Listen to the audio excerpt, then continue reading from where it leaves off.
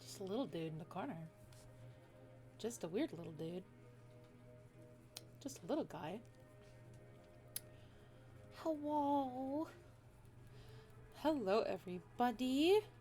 It is just me today for stream because Ash is out and about with their mama getting a puppy. Just a little pups. Just a little gal.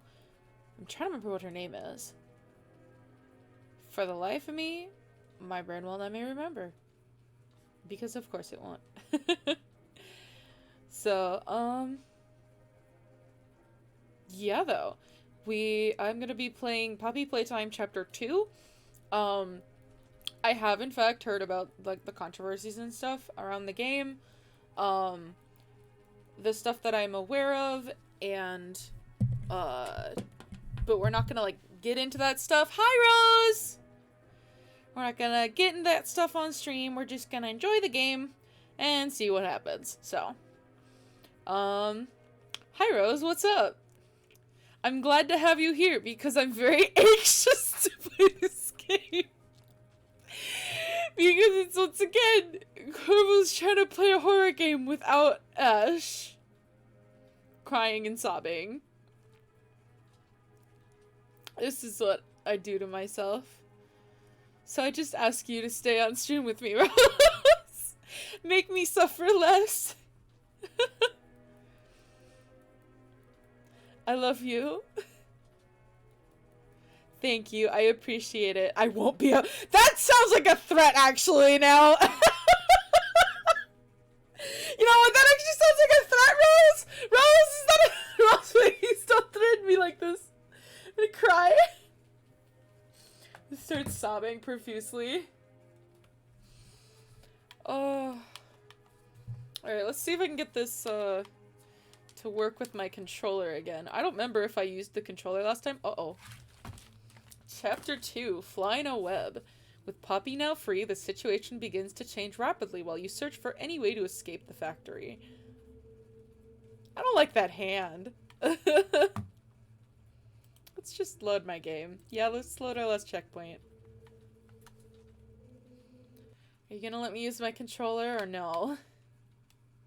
I don't remember if I used a controller in the first chapter or not. I genuinely don't remember. Don't worry about it. Thanks, Rose. I'm very worried about it. I'm very, very worried about it. I don't even remember what happened last, actually. I'm trying to remember. Oh, fatal error. The game has crashed. Hold on. The game just decided to die on me. Give us a moment. I guess we'll try again. Homophobia. Try again. Open up. Open up. There we go. Come on. Alright, gotta make sure it's showing on the game capture. There we go. Let me check and see if there's a... speed brightening. Just want to check things. Oh, that's so many things. That's too many things. I don't know. I don't know what those things mean. I mean, if it does crash on me again, I'll just say new game. It's whatever.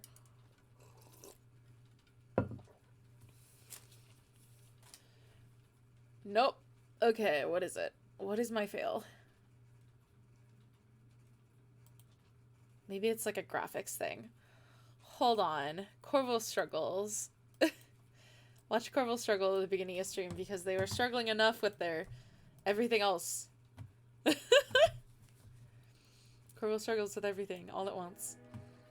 Alright, let's turn down some settings.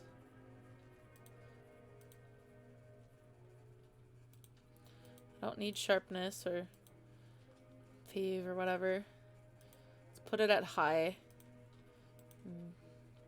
Put it at just high overall quality. Just put it at high.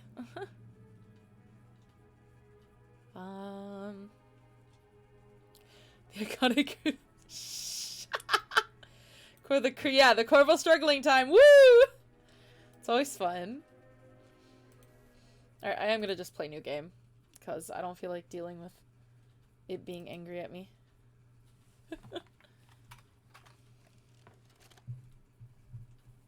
Whee! This is unsettling. Ah, oh.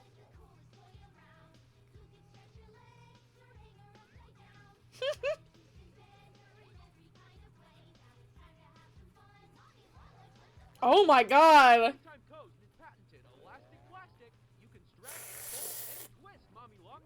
Mommy Longlegs! She loves watching you play. Oh, that's... Oh, no.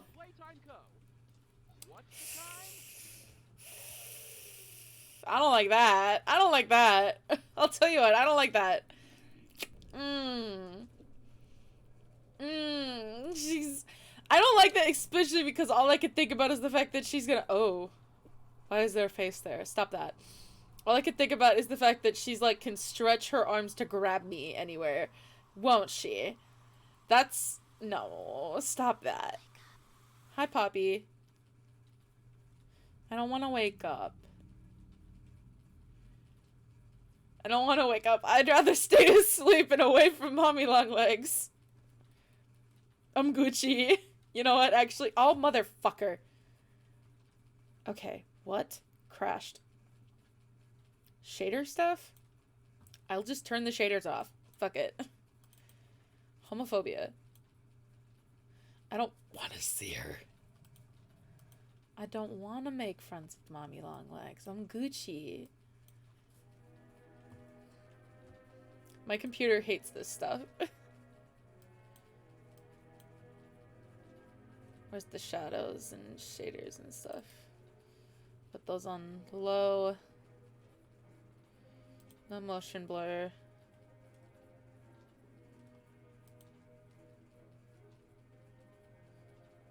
Fog.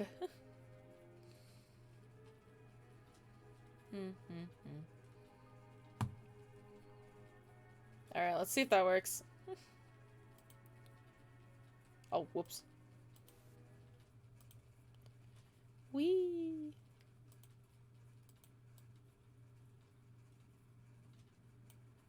Oh wait, there we go. Skip. Don't need to watch that again. Gosh dang it! Is this game not gonna let me play? I'm gonna cry. Why will the game not let me play? I'm gonna take off all the textures, I guess. I just want to play it. My computer angry. My computer said no. Absolutely not. Alright, we'll just low. Low. I don't know what these mean, but yeah, I just gotta play it Yankee.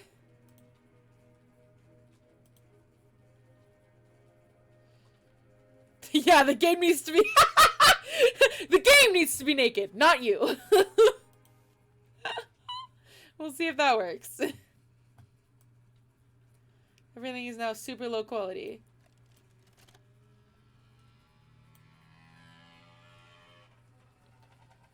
Will you work now that you're low quality? No, you won't. I'll take off everything. One more try, I guess. If this doesn't work, then I guess what I'm gonna do is I'm gonna load up Doki Doki Literature Club. That's my backup, guys. My backup is Doki Doki Literature Club.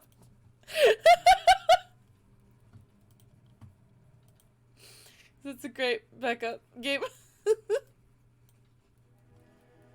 Alright, one more time. Alright. Everything low. And all of these off.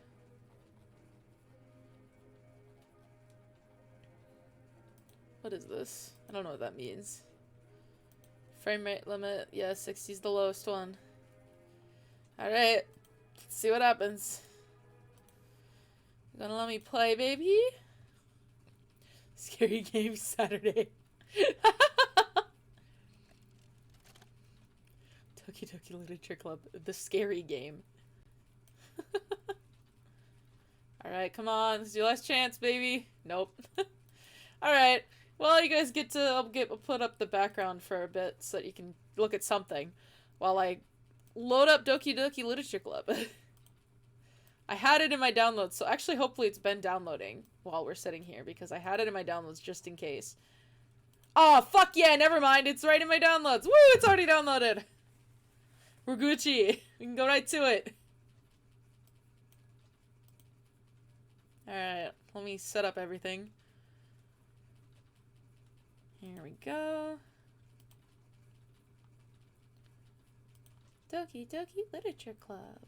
This game is not suitable. Oh, wait. Shush, shush, shush, shush. Stop giving me the warnings. Stop giving me the warnings when I'm not looking. Okay. Let me. Thank you.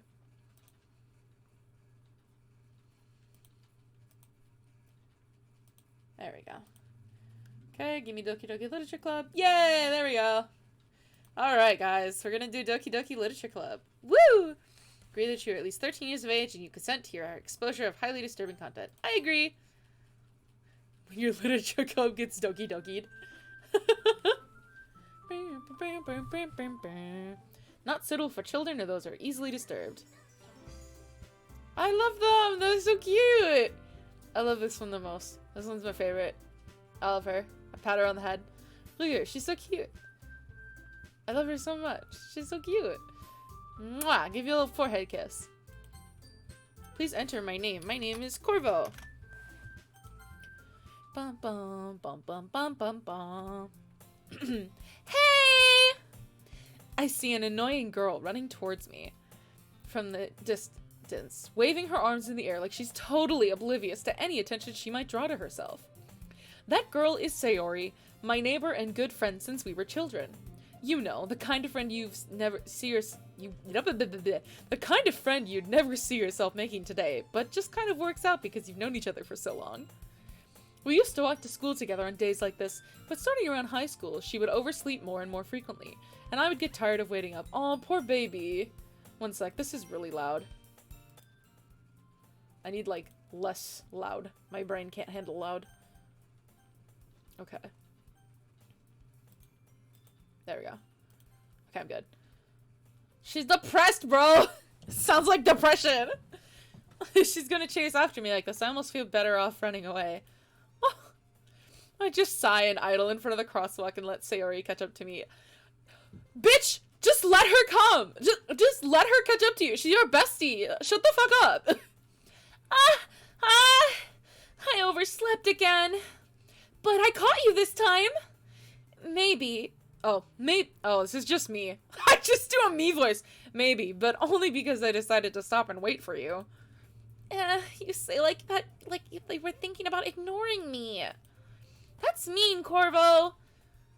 Well, if people stare at you for acting weird, then I don't want them to think we're a couple or something. Fine. But you did wait for me after all.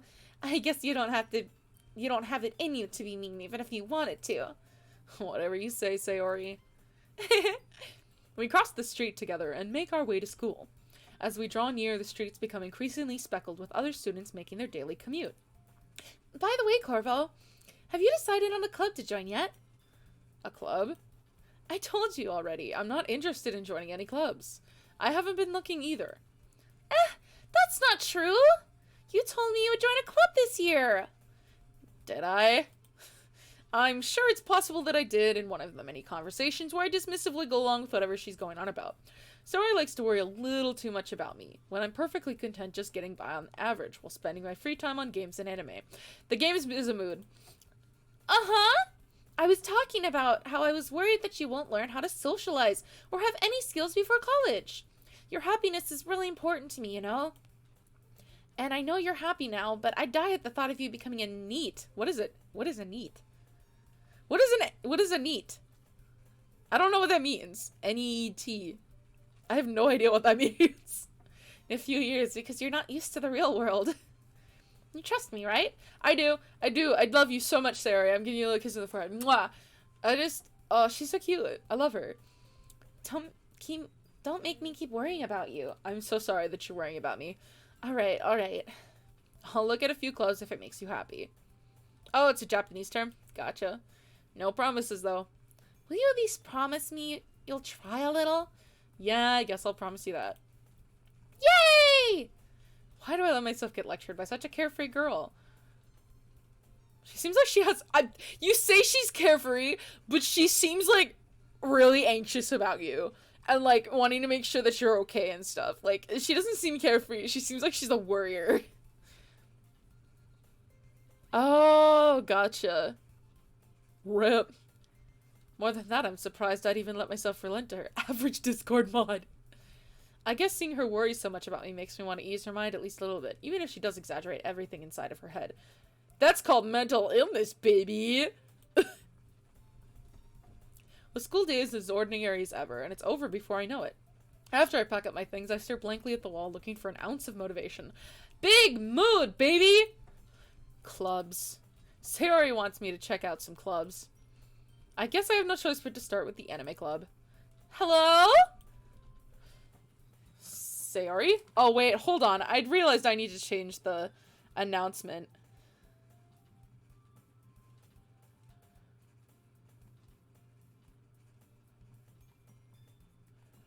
Hold on.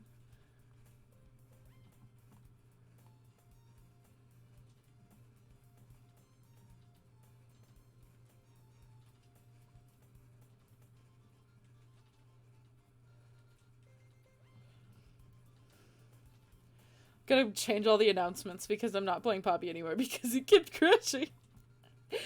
Poppy said, nope, I'm gonna keep crashing and stop you.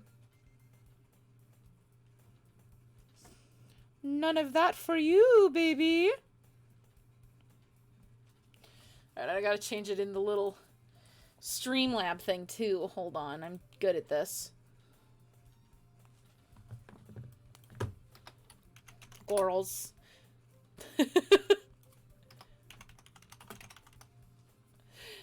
I love how I'm just naming the stream Gorals because I don't know what else to do. Gorals. The Gorals. Okay. Sayori. Sayori must have come to the classroom while I was spacing out. Mood. Yeah, it wouldn't be a stream without complications, especially from me. Especially when it's just me. With Ash, we get a little more luck, but with me, I have a lot of issues. I look around and realize I'm the only one left in the classroom. I thought I'd catch you coming out of the classroom, but I saw you just sitting here and spacing out, so I came in. Honestly, you're even worse than me sometimes. I'm impressed. You don't need to wait up for me. I'm just gonna make you late to your own club. Well, I thought you might need some encouragement, so I thought, you know... Know what? Well, that you could come to my club. Sayori. Yeah? There is no way I'm going to your club. Meanie. Sayori is vice president of the literature club. Not that I was ever aware that she had any interest in literature. In fact, I'm 99% sure she only did it because she thought it'd be fun to help me start a new club. Since she was the first one to show interest after the one who proposed the club who inherited the title vice president. That said, my interest in literature is guaranteed to be even less. Yeah, I'm going to the anime club. Come on, please! Why do you care so much anyways? Well, I kinda told the club yesterday I'd bring in a new member. And Natsuki made cupcakes and everything. Don't make promises you can't keep! I can't tell if Sarah is really that much of an airhead or if she's so cunning to have planned all of this out. Sarah is the president of the Small Hands Club. Yeah, she has tiny hands. Now that you point that out, I'm like, yeah, she has little baby hands. Little baby hands. I let out a long sigh. Fine, I'll stop by for a cupcake. Okay. Yes, let's go! And thus today marks the day I sold my soul for a cupcake. I dejectedly fall. Sold my soul for a cupcake. Cupcakes. So good. Sayori, full of energy, swings open the classroom door. Everyone, the new member is here! I told you, don't call me a new member. Eh? I glanced around the room. Welcome to the Literature Club. It's a pleasure meeting you. Sayori always says nice things about you. Seriously? You brought a boy? Way to kill the atmosphere. Wait, no, I want a good voice for... Hold on. I need a different voice.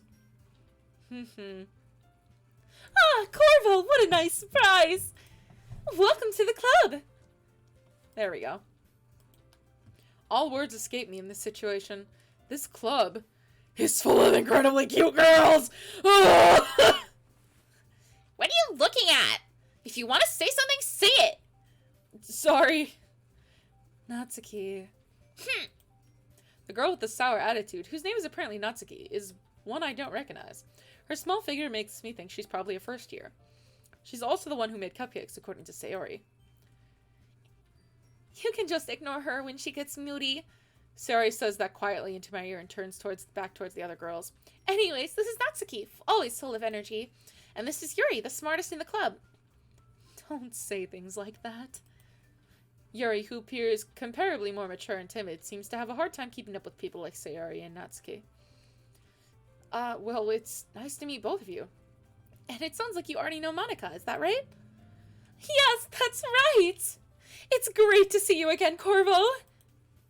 Monika smiles sweetly. Something about her feels off.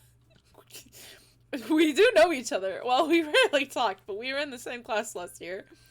Monika's probably the most popular girl in class. Smart, beautiful, athletic, basically completely out of my league. So having her smile at me so genuinely feels a little... You too, Monika? Come sit down, Corvo. We made room for you at the table, so you can sit next to... Purple hair products. So you can sit next to me or Monika. I'll get the cupcakes. Hey, I made them. I'll get them. Sorry, I got a little too excited. Then how about I make some tea as well? The girls have a few desks arranged to form a table. As Sayori mentioned, it's been widened so that there's one more space next to Monika and one space next to Sayori. Natsuki and Yuri walk over to the corner of the room where Natsuki grabs a wrap tray and Yuri opens the closet. Still feeling awkward, I take a seat next to Sayori. Natsuki proudly marches back to the table, tray in hand. Okay, are you ready? Ta-da! Ooh! Natsuki lifts the foil off the tray to reveal a dozen fluffy white cupcakes decorated to look like little cats! Oh, that's so cute, Natsuki! I love that! Oh, that's adorable! Oh, I love that! Oh, that's adorable. The whiskers are drawn with icing and little pieces of chocolate I used to make ears. Oh, so cute! I had no idea you were so good at baking, Natsuki! Well, you know. Just hurry and take one. Sayori grabs one first, and then Monika. I follow. It's delicious! Sayori talks with her mouth full, and has already managed to get icing on her face. I turn the cupcake around in my fingers, looking for the best angle to take a bite. Natsuki is quiet. I can't help but notice her sneaking glances in my direction. Oh, she wants approval! Is she waiting for me to take a bite? I finally bite down. The icing is sweet and full of flavor. I wonder if she made it herself. This is really good. Thank you, Natsuki. Why are you thanking me? It's not like I... It's not like I like you or anything, Baka! Oh my god, this girl. So she's the tsundere. We got the tsundere girl. Haven't I heard this somewhere before? Yes, you have. Made them for you or anything. Yeah, who thinks about the best angle to bite a cupcake? Okay, I'm a little heathen, and I do the worst thing with a cupcake, which is because I don't really care for icing all that much. I will eat the icing off first, and then I eat the cupcake. Because I'm like that, because I don't like icing as much, so I rarely will just bite a whole cupcake. I'm weird like that, but still, I don't think about the best angle to do anything from. I thought you technically did. Sayori said, well, maybe, but not for you. You know you, dummy. Alright. I give up on Natsuki's weird logic and dismiss the conversation. Yuri turns to the table carrying a tea set. She carefully places a teacup in front of each of us before setting down the teapot next to the cupcake tray. You keep a whole tea set in this classroom? Don't worry, the teachers gave us permission. After all, doesn't a hot cup of tea help you enjoy a good book? I guess. Don't let yourself get intimidated. Yuri's just trying to impress you. That's not... Insulted, Yuri looks away. The way I love this sprite. This is so cute, the way she's holding her hair like that. That's so cute. I meant that, you know... I believe you. Well, tea and reading might not be a pastime for me, but at least I enjoy tea. I'm glad. Yuri faintly smiles to herself in relief. Monica raises an eyebrow, then smiles at me. So, what made you consider the literature club? I was afraid of this question. Something tells me I shouldn't tell Monica that I was practically dragged here by Sayori. Well, I haven't joined any clubs yet, and Sayori seemed really happy here, so... That's okay, don't be embarrassed. We'll make sure you feel right at home, okay? As president of the literature club, it's my duty to make the club fun and exciting for everyone. Monica, I'm surprised. How come you decided to start your own club? You could probably be a board member for any of the major clubs. Weren't you a leader of the debate club last year? Well, you know. To be honest, I can't stand all the politics around the major clubs. It feels like nothing but arguing about the budget and publicity and how to prepare for events.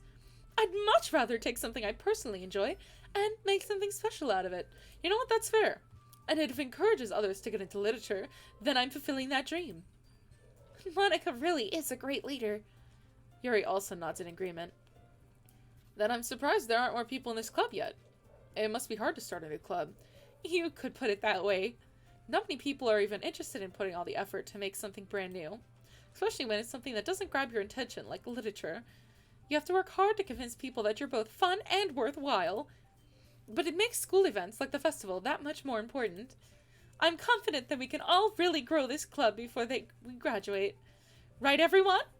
Yeah! We'll do our best. You know it! Everyone enthusiastically agrees. Such different girls, all interested in the same goal. Monica must have worked really hard to find these three.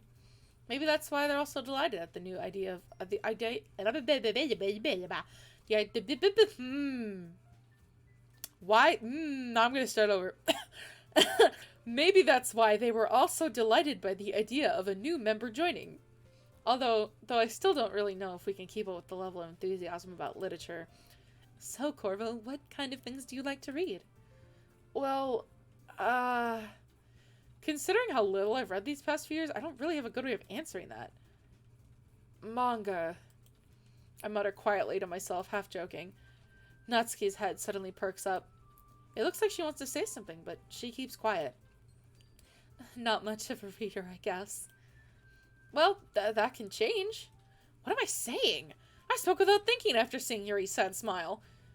Anyways, what about you, Yuri? Well, let's see. Yuri traces the rim of her teacup with her fingers. My favorites are usually novels that build deep and complex fantasy worlds. The level of creativity and craftsmanship behind them is amazing to me, and telling a good story in such foreign world is equally impressive. Yuri goes on, clearly passionate about her reading. She seems so reserved and timid since the moment I walked in, but it's obvious by the way her eyes light up that she finds her comfort in the world of books, not people. But, you know, I like a lot of things. Stories with deep psychological elements usually immerse me as well. Isn't it amazing how a writer can so deliberately take advantage of your own lack of imagination to completely throw you for a loop? Anyways, I've been reading a lot of horror lately. I read a horror book once. I desperately grasped for something I could relate to at a minimal level. At this rate, Yuri, you might as well be having a conversation with a rock. Really? I wouldn't have expected that, Yuri. For someone as gentle as you. Well, I guess you could say that. But if a story makes me think or takes me to another world, then really I can't put it down. Surreal horror is often very successful at changing the way you look at the world, if only for a brief moment. Ugh, I hate horror. Oh, why is that? Well, Natsuki's eyes dart over to me for a split second. Never mind. That's right, you usually like to write about cute things, don't you, Natsuki? What? What gives you that idea? You left a piece of scrap paper behind last club meeting. It looked like you were working on a poem called... Don't say it out loud! Oh, I just realized she has a little tooth. Oh, it's so cute. And give that back! Fine, fine. Your cupcakes, your poems, everything you do is as cute as you are. Sayori sidles up behind Natsuki and puts her hands on her shoulders. I'm not cute! Natsuki, you write your own poems? Well, I guess I do sometimes. Why do you care? I think that's impressive. Why don't you share them sometime? And no! Natsuki averts her eyes. You wouldn't like them. Not a very confident writer yet? I understand how Natsuki feels. Sharing that level of writing takes more than just confidence. The truest form of writing is writing to oneself. You must be willing to open up to your readers, exposing your vulnerabilities and showing even the deepest reaches of your heart. Do you have any writing experience, Yuri? Maybe if you share some of your work, you'll have set an example and helped Natsuki feel comfortable enough to share hers. I guess it's the same for Yuri. Oh, I wanted to read everyone's poems. They all sit in silence for a moment. Okay, I have an idea, everyone. Natsuki and Yuri look quizzically at Monica. Let's all go home and write poems of our own. The next time we meet, we'll all share them with each other. That way, everyone is even. Yeah, let's do it! Plus, now that we have a new member, I think we'll get us all a little more comfortable with each other and strengthen the bond of the club. Bonds, bonds, bonds, bonds. Isn't that right, Corvo? Monica smiles warmly at me once again. Hold on, there's still one problem. What's that? Now that we're back to the original topic of me joining the club, I bluntly come forth with what's been on my mind the entire time. I never said I would join this club.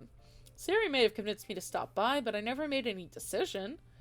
I still have other clubs to look at, and, your name is Bonds. I lose my train of thought. All four girls stare at me with dejected eyes. The little puppy dogs. But, I'm sorry, I thought... Corvo? You all... I'm defenseless against these girls. How am I supposed to make a clear-headed decision when it's like this? That's it. That is, if writing poems is the price I need to pay in order to spend every day with these beautiful girls. This fucking simp. We're a fucking simp. That's what we are. God. Right. Okay, I've decided then. I'll join the literature club. One by one, the girls' eyes light up. Yes, I'm so happy! Siri wraps her arms around me, jumping up and down. Hey! You really did scare me for a moment. You really just came for the cupcakes. I would be super pissed. Then that makes it official. Welcome to the literature club. Thanks, I guess. Okay, everyone. I think that will officially end today's meeting on a good note. Everyone remember tonight's assignment. Write a poem and bring it to the next meeting so we can all share. Monica looks over at me once more. Corvo, I look forward to seeing how you express yourself. Yeah. Okay. I really impressed the class. Can I really impress the class star Monica with my mediocre writing skills? I already feel the anxiety welling up inside me. Meanwhile, the girls continue to chit-chat as Yuri and Natsuki clean up their food. Hey, Corvo, since we're already here, do you want to walk home together? Oh, that's right. Siri and I never walk home together anymore because she always stayed after for school clubs. Oh, sure. Might as well. Yay! With that, the two of us depart the club room and make our way home. The whole way, my mind wanders back and forth between the four girls. Sayori, Natsuki, Yuri, and of course Monica. Will I really be happy spending every day after school in a literature club? Perhaps I'll have the chance to grow closer with one of these girls. All right. I'll just need to make the most of my circumstances, and I'm sure good fortune will find me. And I guess that starts with writing a poem tonight. I gotta write a poem. Oh. Okay, I'm gonna save here.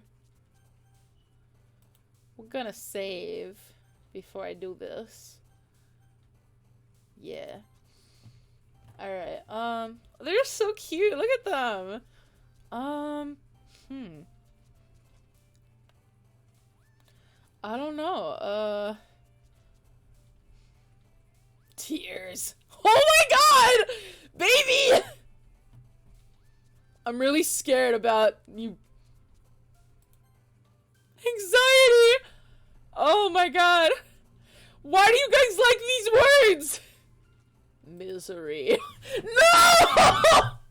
No, stop it! I'm so scared. Massacre. Oh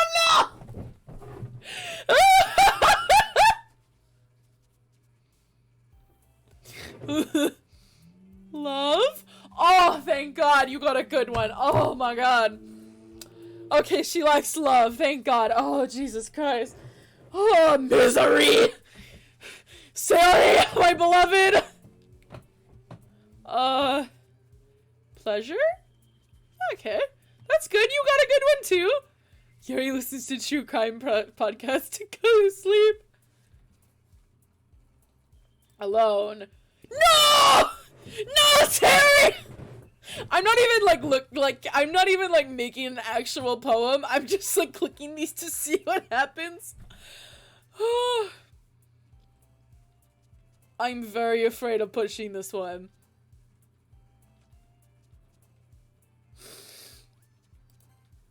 No! No! Stop it! Kiss! Aw, good. Romance. Oh, you like romance too! This is so cute. Bubbles! Yeah, Bubbles! You're the cute one. You like cute stuff. Whisper. Yee!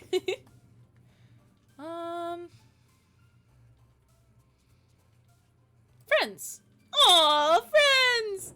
That's so cute. Let's see. Socks. Socks. Atone! Atone! Doki Doki! Cute. Together! Yeah, together! Cute. Valentine! Yeah, it's cute. Defeat. Lazy. Oh! I think you got depression, honey. Disaster. Oh, God. Oh, these girls. I'm so concerned for them. I'm so very concerned for them. I know this is like supposed to be a horror game. I'm so concerned. Yeah, and cute going, alone! No! Hi again. I can't get my voices back. I'm laughing too much at that. Hi again, Corvo. No, no, don't do a southern accent by accident. Glad to see you didn't run away on us. Nah, don't worry. This might be a little strange for me, but at least I keep my word. Well, I'm back at the literature club. I was the last to come in, so everyone is already hanging out. Thanks for keeping your promise, Corvo. I hope this isn't too overwhelming of a commitment for you, making you dive headfirst into literature when you're not accustomed to it. Oh, come on, like he deserves any slack. Sari told me he didn't even want to join any clubs this year. And last year, too. I don't know if you plan to just come here and hang out or what, but if you don't take us seriously, then you won't see the end of it. Natsuki, you certainly have a big mouth for someone who keeps her manga collection in the class club room. Natsuki finds herself stuck between saying Monica and manga. Manga is literature! Swiftly defeated, Natsuki plops back into her seat. Don't worry, guys. Corvo always gives it his best as long as he's having fun. He helps me with busy work without me even asking. Like cooking, cleaning my room. How dependable. Sayori, that's because your room is so messy it's distracting. The depression. And you almost set your house on fire once. Oh my god, honey! Honey! She can't cook, but that don't mean I don't love her. Head ruffle. Is that so? You two are really good friends, aren't you? I might be a little jealous. There's no need to be jealous. I love her. How come? You and Corvo are good friends, can become good friends too. Sayori. As usual, Sayori seems oblivious to the weird situation she's just put me into. Oh! Yuri even brought you something today, you know? Wait, Sayori. Me? Not really. Don't be shy. It's really nothing. What is it? Never mind. I love how everyone in here just went, We all got crushes on you, and I'm like, okay. I just met, like, 3 of you. You ask her to boil 2 cups of water, and she puts 2 glass cups of water on top of the fire. Oh, there's not a brain cell in there, but man, I love her. Sari made it sound like a big deal when really it's not. What do I do? Oh, I'm sorry, Yuri. I wasn't thinking. I guess that means it's up to me to rescue this situation. Hey, don't worry about it. First of all, I wasn't expecting anything in the first place, so any nice gesture from you is a pleasant surprise. It'll make me happy no matter what. Is that so? Yeah, I won't make it a big deal if you don't want it to be. Alright. Well, here. Yuri reaches into her bag and pulls out a book. I didn't want you to feel left out, so I picked out a book I thought you might enjoy. It's a short read, so it should keep your attention even if you don't usually read. And we could, discuss it if you wanted. How is this girl accidentally being so cute? She even picked out a book she thinks I like, despite me not reading much. Yuri, thank you. I'll definitely read this. I enthusiastically take the book. Whew. Well, you can read it at your own pace. I look forward to hearing what you think. Now that everyone's settled in, I expected Monica to kick off some scheduled activities for the club. But that doesn't seem to be the case. Sayori and Monica are having a cheery conversation in the corner. Yuri's face is already buried in her book. I can't help but notice her intense inspection, like she's waiting for the chance. Meanwhile, Natsuki is rummaging around in the closet. Man. Stupid as shit, so I picked a Dr. Seuss book for you? That'd be so funny if it was just a Dr. Seuss book. Man, it looks like no one wants to be bothered today. I slumped down into the nearest desk. How am I supposed to occupy myself with something literature-related by myself like this? I guess I could always read some of the book Yuri gave me, but I'm feeling a little too tired to read. I could probably fall asleep right now. I close my eyes and end up listening in on Sayori's conversation with Monica. We're probably gonna seem really lame compared to all the other clubs, though. Well, you can't give up. The festival is our chance to show everyone what literature is all about. The problem is the idea of literature sounds too dense and intellectual. But it's not like that at all, We need a way of showing that to everyone. Something that speaks to their creative minds. That doesn't solve the problem, though. What do you mean?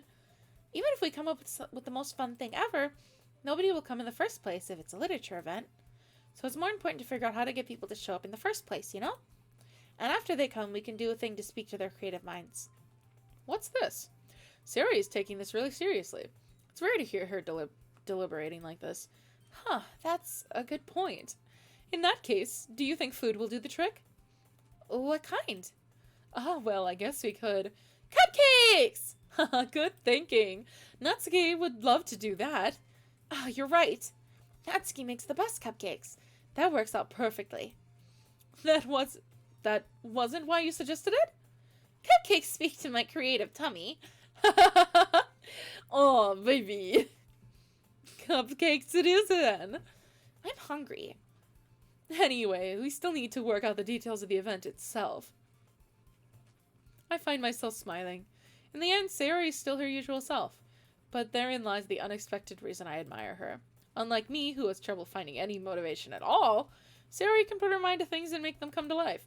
I suppose that's why I ended up letting her get on my case about things. I can't help but wonder what it would be like to see the world through her eyes.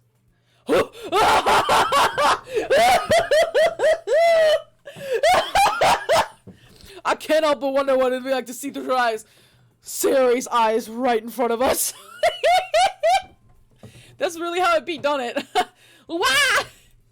I opened my eyes to find Sayori's face filling my vision. I nearly fall out of my chair. Sorry. Wait. Actually, I'm not sorry at all. It's your fault for sleeping like that. This isn't the napping club. Does our school have a napping club?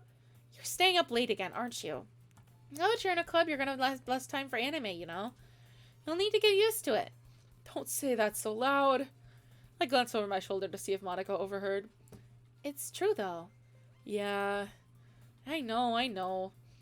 You're always looking out for me, Sayori. It's what I do best. That's a problem. What about you? You look out for me better than you look out for yourself. Oh, you're still oversleeping every day, aren't you? Not every day. That's not very convincing. How many days this past week have you gotten up on time? It's a secret. I knew it. Come on. At least give me the benefit of the doubt. I can't even do that. Look, Sarah, it's written all over you. Sarah glances around at herself. How is this written all over me? You were clearly in a rush this morning. Look, your hair's sticking out all here. Ah! I run my fingertips down the side of Sarah's hair, trying to straighten it out. Man, you really need a brush for this. My hair is just really hard to get right. I won't fall for that. There's more than just your hair. Look, your bow isn't straight either. There's a toothpaste stain on your collar right here. I try to wipe off the stain with my finger. But nobody would ever notice that. Of course they would. Nobody's going to tell you about it because they don't want to embarrass you. Fortunately, I don't really care about that. Hey, you meanie. And you don't even keep your blazer buttoned up. Seriously, Sayori, why do you think you don't have a boyfriend yet? That's super mean. Sorry, but you'll thank me later. I will start to button her blazer from the bottom. Once you see how much better it looks, you'll change your mind.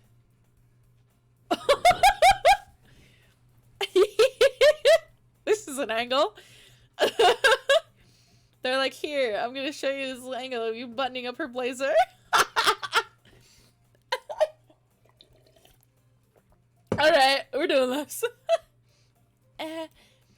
This is so funny. What is? Well, I was just thinking how weird it is to have a friend who does these kind of things. Don't say that. You'll make me feel weird about it, stupid. It's okay, though. I'm happy we're like this. Aren't you? I guess. Hey, be careful. The button might come off. Why is this one so hard to close? I struggle to fully close the button near her chest. The titties are too strong! Does this thing even fit you properly? It did when I bought it. Sigh. If you ever buttoned it, you would have noticed something sooner like that doesn't fit you anymore. What are you smiling about? Means my boobs got bigger again. Don't say that out loud! Anyway, you look much better now. So, why did it feel strange to see Sori's blazer buttoned up like that? But it's so stuffy. Ugh, it's not worth it at all. Sori hastily unbuttons her blazer once more. Woo! That's so much better. Sori puts her arms out and twirls again. So if I keep it unbuttoned, I won't get a boyfriend, right? What kind of logic is that? And why are you saying it like that's a good thing? Because if I had a boyfriend, then he wouldn't even let you do things like this. And you take care of me better than anyone else would anyway. So that's why I'm keeping it unbuttoned. Stop saying all these embarrassing things! I didn't say anything embarrassing. Jeez. Well, anyways, just focus on waking up a little earlier.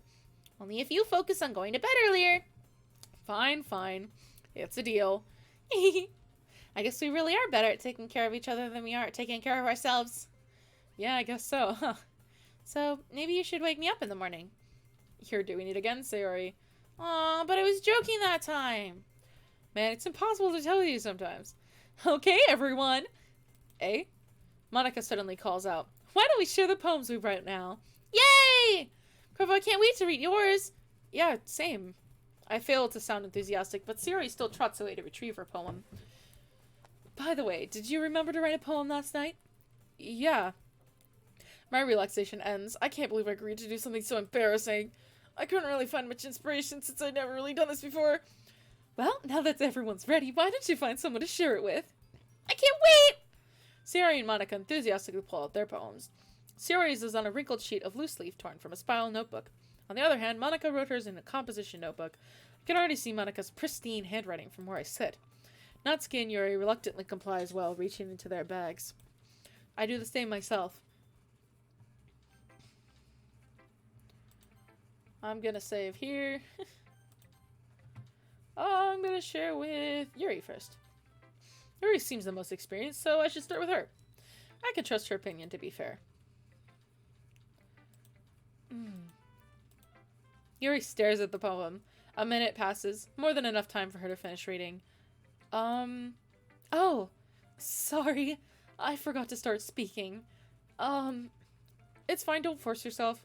I'm not. I just need to put my thoughts into words. Hold on. Okay. This is your first time writing a poem, right? Yeah. Why do you ask? I'm just making sure. I guess that it might be after reading through it. Ah, so it's bad.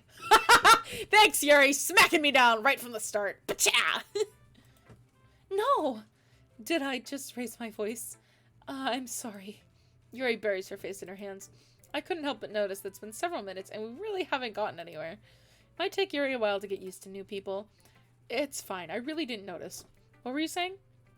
Right, it's just that there's with this specific writing habits that are usually typical of new writers. And having been through that myself, I kind of learned to pick up on them. I think the most notable thing I recognize in new writers is they try to make their style very deliberate. In other words, they tend to pick a writing style separate from the topic matter, and they form-fit the two together. The end result is both the style and expressiveness are weakened. Once Yuri finds her train of thought, it's as if her demeanor totally changes. Her stammering is completely gone, and she sounds like an expert. Of course, that's not something you can be blamed for. There are so many different skills and techniques that go into writing even a simple poem. Not just finding them and building them, but getting them to work together is probably the most challenging part. It might take you some time, but it all comes with practice, and learning by example and trying new things. I also hope that everyone else in this club gives you valuable feedback. Natsuki can be a little biased, though. Biased? How? Well, never mind. I shouldn't be talking about people like that. Sorry. It's fine. I'm not sure if Yuri's apologizing to myself, to me, or to Natsuki. Do you mind if I read your poem now? Oh, please do. I'd love to share my thought process behind it. Yuri smiles dreamily, as if this is a rare opportunity for her, which itself is kind of funny. After all, isn't this supposed to be a literature club? Ghost under the light. The tendrils of my hair illuminate beneath the amber glow, bathing. It must be this one, the last remaining streetlight to have withstood the test of time. The last yet to be replaced by the sickening blue-green hue of the future. I bathe, calm, breathing air of the present, but living in the past. The light flickers. I flicker back! I'm sorry, this is a really good poem. I just wanted to make it dramatic. I actually really do like this poem. This is nice. I flicker back. I love that, though. I'm sorry, I have such terrible handwriting. What? I wasn't thinking that at all. But it took you a long time to read. Ah, well, I just don't read script very often. I actually think your handwriting is pretty. Eh? That's a relief. Also, I liked the poem. Even though it's short, it's really descriptive. It wasn't too short. I usually write longer poems. Not at all. I'm really glad you liked it. I'll be honest, since it's our first time sharing, I wanted to write something a little more mild. Something easy to digest, I suppose. Are you into ghosts, Yuri? Actually, this story isn't about a ghost at all, Corvo. Really? I must have totally missed the point. Well, I suppose you did only glance over it after all. But remember, the poets often express their own thoughts, feelings, and experiences in their work. They usually do more than tell a simple story or paint a picture. In this case, perhaps the subject of the poem is only being symbolically compared to a ghost, lingering in her last remaining place of comfort, unable to let go of the past. That's really sad. And soon to be left with nothing. That's really sad, Yuri! That's a lot more solemn, putting it that way. I hadn't even thought of that. That's impressive. It's nothing, really. Well, it makes me happy that you think that. Just remember that it won't be long before you pick up on these things, too. Yeah, maybe you're right. I guess I'll have to keep trying. I'm counting on you. I'm counting on you. Sayori. Oh my goodness! This is so good, Corvo! Eh? I love it! I had no idea you were such a good writer. Sayori, you must be seriously overreacting. I'm not a good writer at all. Honestly, I have no idea what I'm doing. Well, maybe that's why. Because I have no idea what I like either. Jeez. Yuri's opinion was way more constructive than this. Maybe even Natsuki's. Are you sure you don't like it just because I wrote it? Eh? Well, I'm sure that's part of it. I think I understand you better than a lot of people, you know? So when I read your poem, it's not just a poem. It's a Corvo poem. Aww. It makes me feel extra special. Oh, it's so cute. I love you. Like, I can feel your feelings in it. Sayori hugs the sheet against her chest. You're so weird, Sayori. I'm really happy just that you wrote one. It just reminds me of how you're really part of the club now. Not to mention the fact that I'm standing in front of you in the club room. Oh, well, of course. I'm not really into it yet, but that doesn't mean I'll break my promise. See? It's like I said before, Corvo. Deep down, you're not selfish at all, you know? Trying new things like this for other people, that's something only really good people do. Thanks, Sayori. I'm not sure if Sayori sees the full picture of my motive here. Then again, I can't deny that she's part of the reason I joined, knowing how much of this means to her and all. Yeah. And I'm gonna make sure you have lots of fun here, okay? And that'll be my way of thanking you. Alright, I'm gonna hold you to that then. Yay! Now you'll read my poem too, right? Don't worry. I'm really bad at this. We'll see about that. Dear sunshine, the way you glow through my blinds in the morning, it makes me feel like you missed me, kissing my forehead to help me out of bed, making me rub the sleepy from my eyes. Oh, I love that line. Making me rub the sleepy from my eyes. Are you asking me to come out and play? Are you trusting me to wish away a rainy day? I look above, the sky is blue.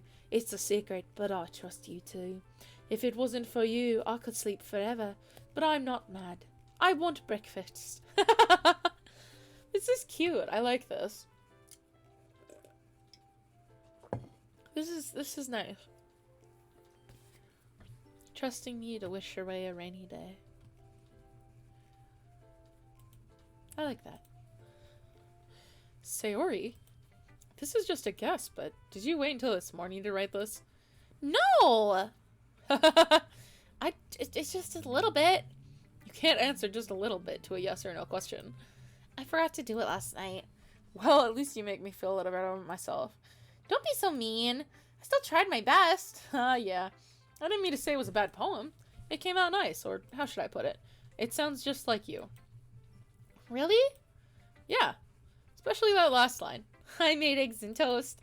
Even though you're late to school? It was bad to skip breakfast. I get all cranky. Big mood, honey.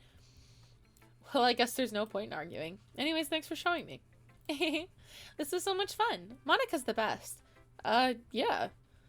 You can answer just a little bit. You could also just say, perhaps. Ah, yes, but next time I won't forget. And I'm gonna write the best poem ever. Well, I guess I look forward to it.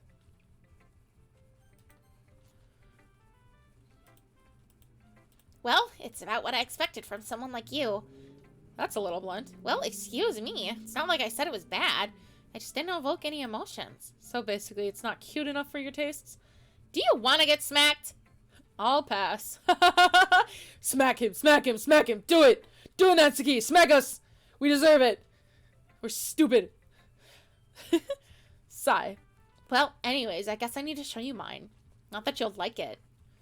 Eagles can fly, monkeys can climb, crickets can leap, horses can race, owls can seek, cheetahs can run, eagles can fly, people can try, but that's about it. Oh. Rip. Rip. Yeah, I told you that you weren't gonna like it. I like it. What? Just be honest. I am. Why are you so convinced I wouldn't like it? Well, because everyone in high school thinks that writing has to be all sophisticated and stuff. So people don't even like taking my writing seriously. But isn't that the point of poems? To help people express themselves? Your writing style couldn't make any message any less valid. Yes, exactly. I like when it's easy to read, but it hits you hard. Like in this poem, seeing everyone around you do great things can be really disheartening. So I decided to write about it. Yeah, I understand. But the only nice thing about simple writing is it puts more weight on the wordplay. Like I set up for a rhyme to the end and then I made it fall flat on purpose. Like it helps bring out the feeling in the last line. So, you did? I guess more went into that than I realized. That's what it means to be a pro. I'm glad you learned something. Didn't expect that from the youngest one here, did you? Yeah, I guess not. I decided to humor her with that last comment. I don't really care how old everyone is, but if Natsuki's feeling proud, then I won't take that away from her. That's valid. Hi, Corvo! Having a good time so far? Ah, yeah. Good. Glad to hear. By the way, since you're new and everything, if you ever have any suggestions for the club, like new activities or things we can do better, I'm always listening. I don't want you to always be listening. You know, actually, I'm good. Don't be afraid to bring things up, okay? Alright, I'll keep that in mind. Of course I'll be afraid to bring things up. I'm much better off going with the flow until I'm more settled in. Anyways, want to share your poem with me? It's kind of embarrassing, but I guess I have to. Don't worry, Corvo. We're all a little embarrassed today, you know. But it isn't that sort of barrier we'll all get past soon. Yeah, that's true. I had Monica my poem. I like this one. It makes me think of something Saori would like. Is that so? You and Saori are really good friends, right? I wouldn't be surprised if you had these sort of things in common. Ah, well, you may be good friends, but Saori and I actually are really different. Well, that may be the case, but maybe there's also some similarities that you wouldn't expect. The way she talks about you, it sounds like the two of you really care about each other's well-being. Even if you showed in different ways, it ends up being more similar than you'd think. So I think that kind of vibe I get when reading your poem. You sure you're not reading into it too much? I could be. Oh gosh, I sound like Yuri. But in any case, Sayori's writing has a kind of gentle feeling to it. I can tell she likes exploring with emotions like happiness and sadness. Who knew that someone so happy would enjoy sad things too? Yeah, that's totally unexpected. Well, to each their own. And you shouldn't be afraid to experiment a little either. I'm sure I'll end up trying different things a lot. It could take a while before I feel comfortable doing this. That's okay. I'd love to see you try new things. That's the best way to find the kind of style that suits you. Everyone else might be a little biased towards their own kinds of styles, but I'll always help you find what suits you the most. So don't force yourself to write the way anyone else wants you to write. It's not like you have to worry about impressing them or anything. That sounds like a threat. Anyways, do you want to read my poem now? Don't worry, I'm not very good. You sound pretty confident for someone who claims to not be very good. Well, that's because I have to sound confident. That doesn't mean I always feel that way, you know. I see. Well, let's read it then. Hole in the wall. It couldn't have been me. See, the direction of the spackle protrudes. A noisy neighbor, an angry boyfriend, I'll never know. I wasn't home. I peer inside for a clue. No, I can't see. I reel, blind like a film left out in the sun. But it's too late. My retina's already scorched with a permanent copy of the meaningless image. It's just a little hole. It wasn't too bright. It was too deep, stretching forever into everything, a hole of infinite choices. I realize now that I wasn't looking in. I was looking out, and he, on the other side, was looking in. Well. Alright. Okay. So, what do you think? It's very freeform. Is that what you call it? Sorry, I'm not really a person to ask for feedback. It's okay. Yeah, that kind of style's gotten pretty popular nowadays. That is, a lot of poems have been putting emphasis on the timing between words and lines. When performed out loud, it can be really powerful. What was the inspiration behind this one? Well, I'm not sure if I know how to put it. I guess you could say that I had a kind of epiphany recently. It's been influencing my poems a bit. An epiphany? Yeah, something like that. So I'm kind of nervous to talk about the deep stuff like that because it's kind of coming on strongly. Maybe after everyone is better friends with each other. Anyways, here's Monica's writing tip of the day. Sometimes when you're writing a poem or a story, your brain gets too fixated on a specific point. If you try too hard to make it perfect, you'll never make any progress. Just force yourself to get something down on the paper and tidy it up later. Another way to think about this is, if you keep your pen in the same spot too long, you'll get a big, dark ink puddle of ink. So just move your hand and go with the flow. That's my advice for the day. Thanks for listening. That makes it sound like you were like doing like a radio show announcement to me. I guess that's everyone. I glanced around the room. It was a little more stressful than I anticipated. Since everyone is judging me for my mediocre writing abilities. Even if they're being nice, there's no way my poems can stand up to theirs. This is a literature club after all. I sigh. I guess that's what I ended up getting myself into. Across the room, Sayori and Monica are happily chatting. My eyes land on Yuri and Natsuki. They gingerly exchange sheets of paper, sharing their respective poems. As they read in tandem, I watch each of their expressions change. Natsuki's eyebrows furrow in frustration. Meanwhile, Yuri smiles sadly. What's with this language? Eh? Did you say something? Oh, it's nothing. Natsuki dismissively returns the poem to the desk with one hand. I guess you could say it's fancy. Ah, thanks. Yours is cute. Cute? Did you completely miss the symbolism or something? It's clearly about the feeling of giving up. How can that be cute? I know that. I just meant the language, I guess.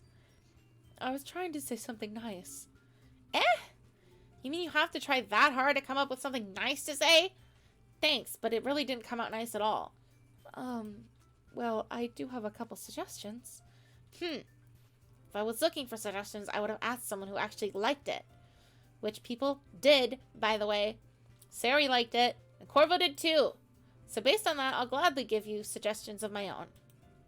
First of all, excuse me. I appreciate the offer, but I've spent a long time establishing my writing style. I don't expect it to change anytime soon, unless, of course, I come across something particularly inspiring. Which I haven't yet.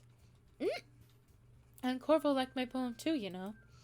He even told me he was impressed by it. Natsuki suddenly stands up. Oh, don't get into a fight, girls. Don't do this. Oh? I didn't realize you were so invested in trying to impress our new member, Yuri. That's not what I... You're just... This music is great. Yuri stands up as well. Maybe you're just jealous that Corvo appreciates my advice more than he appreciated yours. Why do we have to put two bad bitches against each other? Huh? And how do you know he didn't appreciate my advice more? Are you that full of yourself? No. If I were full of myself, I would deliberately go out of my way to make everything I do overly cutesy. Is everyone okay? Well, you know what? I wasn't the one whose boobs magically grew a size bigger as soon as Corvo started showing up. Natsuki! Natsuki, that's a little... This doesn't involve you! I don't like fighting, guys! Suddenly, both girls turned towards me if they noticed I was just standing there. Corvo! She's just trying to make me look bad. That's not true. She started it. If she could get over herself and learn to appreciate the simple writing is more effective, then this wouldn't have happened in the first place. What's the point in making your poems all convoluted for no reason? The meaning should jump out at the reader, not force them to have to figure it out. Help me explain to that Corvo. Wait. There's a reason we have so much deep and expressive words in our language. I'm the only way to convey complex feelings and meaning the most effectively. Avoiding them is not only not necessary limiting yourself, it's also a waste. You understand that, right, Corvo? Well? How did I get dragged into this in the first place? It's not like I know anything about writing, but whomever I agree with, they'll probably think more highly of me.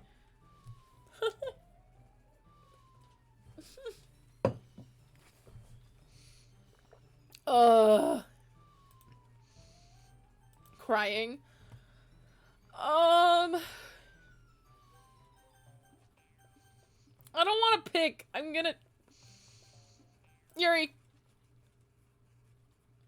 Natsuki, you're right that I liked your poem. See? Wait. That's not an excuse for you to be so mean. You shouldn't pick a fight just because someone's opinion is different. That's not what happened at all. Yuri wouldn't even take my poem seriously. I understand. Yuri? You're a seriously talented writer. It's no secret that I was impressed. Well, But here's the thing. No matter how simple or refined someone's writing style is, they're still putting feelings into it, and it becomes something really personal. That's why Natsuki felt threatened when you said her poem was cute. I see. I didn't notice at all. I'm sorry. But Natsuki, you took it way too far. Yuri means well, and if you just told her how you felt, then this wouldn't have happened in the first place. Are you kidding? That's exactly what I did! It was her that... Natsuki, I think that's enough. You both said some things that you didn't mean. Yuri apologized. Don't you think you should too? Natsuki clenches her fists. In the end, nobody has taken her side. She's trapped, at this point being defiant only because she can't handle the pressure. I ended up feeling even bad for her. Sometimes when I'm hurt, it helps to take a walk and clear my head. Sayori, she doesn't need to... You know what? I'm gonna do that. I'll spare me from having to look at all your faces right now. Without warning Natsuki, she snatches her own poem from the desk and storms out. I feel bad now. On her way out, she crumples up the poem with her hands and throws it in the trash. Natsuki. She really didn't need to do that. I'm debating if I want to go back and ask Sayori to help.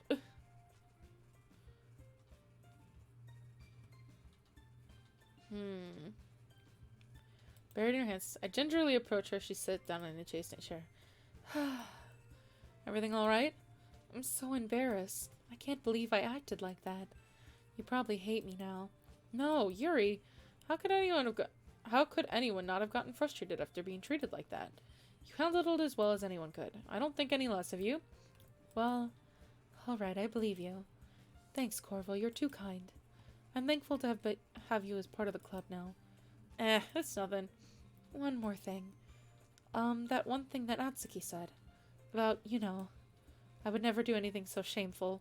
So, what did Natsuki say? I wasn't paying attention. Well, never mind that. I'm gonna go make some tea. Ah, good idea. Make enough for more than one person, okay? Yeah. Okay, everyone, it's just about time for us to leave. Wrong voice. How did we all feel about sharing poems? It was a lot of fun. Well, I'd say it was worth it. It was alright. Well, mostly. Corvo, how about you? Yeah, I'd say the same. It was a neat to talk about everything with everyone. What are we broing at, Rose? Awesome! In that case, we'll do the same thing tomorrow. And maybe you've learned something with your friends too. So your poems will turn out even better. I think to myself, I did learn a little more about the kinds of poems everyone likes. With any luck, that means I can at least do a better job impressing those I want to impress. I nod to myself with newfound determination. Corvo! Ready to walk home? Sure, let's go. Sayori beams at me. It truly has been a while since Sayori and I spent this much time together. I can't really say I'm not enjoying it either. I love you, baby. Sayori, about what happened earlier. What do you mean? You know, between Yuri and Natsuki. Does that kind of thing happen often? No. That's really the first time I've seen them fight like that. I promise they're both wonderful people. You don't hate them, do you? No, I don't hate them. I just wanted your opinion, that's all. I can see why they'd make good friends with you. Ooh. You know, Corvo, it's nice that I get to spend time with you in the club. But I think seeing you get along with everyone is what makes me the happiest. And I think everyone really likes you, too. That's... Every day is going to be so much fun. Sigh. Looks like Sayori still hasn't caught on to the kind of situation I'm in. Sure, being friends with everyone is nice, but... does it really need to stop there? S-I-M-P, simp! Well, we'll just have to see what the future holds, Sayori. I pat Sayori on the shoulder. I said that to more myself than to her, but it's easy to see Sayori as an internal monologue sometimes. Okay. Yeah, let's do this. Okay, we're gonna save again. I'm gonna save over this one. Boop. Let's see. We're gonna go... unstable. Don't be unstable, baby. Lipstick. Yeah, I understand that. You're absolutely a lipstick baby. Bed. Oh, you like your bed. Of course you do. Sadness. I love you, Sayori. Starscape. Funky. Vertigo. Milk. Milk. Dream. Bum, bum, bum, bum, bum, bum, bum. Misery. I'm still sad about misery being for you. I'm like, no! No, not the misery! Happiness. Milk. Family! Oh, of course you like family. Who does Doki Doki? Oh, yeah, you're Doki Doki. Of course. Depression. Stop being depressed! Stop being depressed! Fear. Why are you Fear? I thought it'd be Yuri. Why are you Fear? Why are you Fear? I am Fear about you being Fear, my beloved. Pleasure. Pleasure, of course you like pleasure. I forgot who did. I think you were Massacre. Summer. Yeah, you like summer. Vivacious. Yes, what a funky word. Love. Cheeks. Boop! Another day passes, and it's time for the club meeting already. I've gotten a little more comfortable around here the past couple days. Entering the club room, the usual scene greets me. Hi, Corvo! Yo, Sayori. Looks like you're in a good mood today. I'm just not as used to being in the club. Still not used to being in the club, that's all. I see. That's a pretty simple thing to get you in a good mood. But I guess it's a perfect thing with you. It's always the simple things with you anyways. Speaking of which, I'm kind of hungry. Will you come with me to buy a snack? No, thanks. That's not like you at all. I have my reasons. Why don't we take a look at your purse, Sayori? Why that all of a sudden? No reason, really. I just wanted to look at it. Sayori nervously retrieves her coin purse. She fumbles with the latch and gets it open. Then she turns it upside down and lets the contents spill onto the desk. Only 2 small coins fall out. I knew it. I can see right through you, Sayori. That's not fair.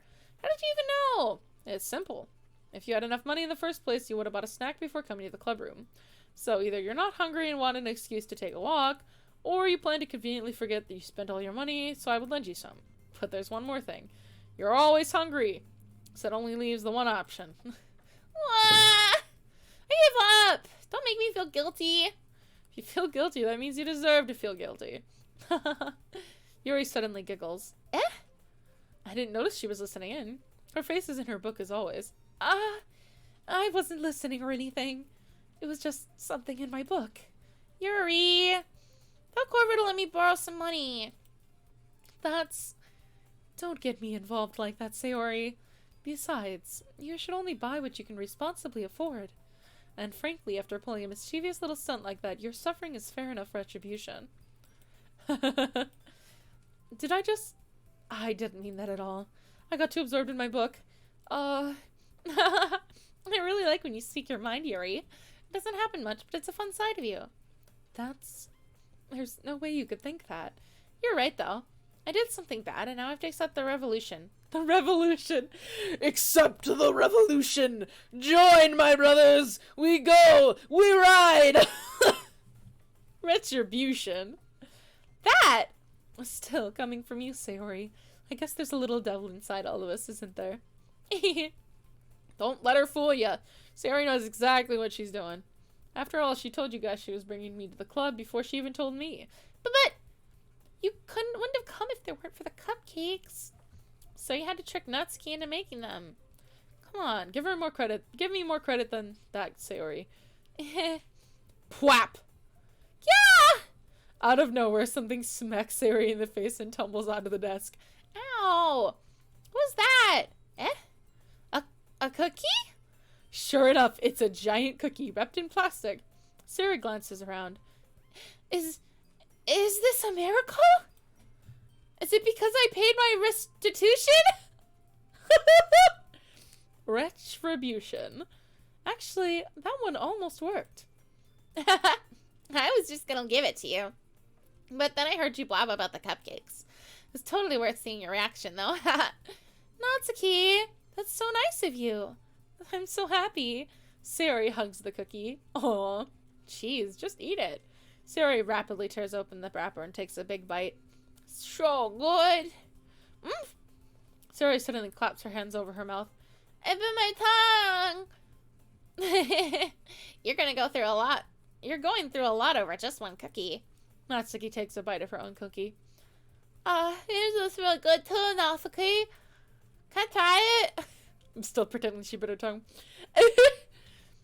Jeez, beggars can be choosers.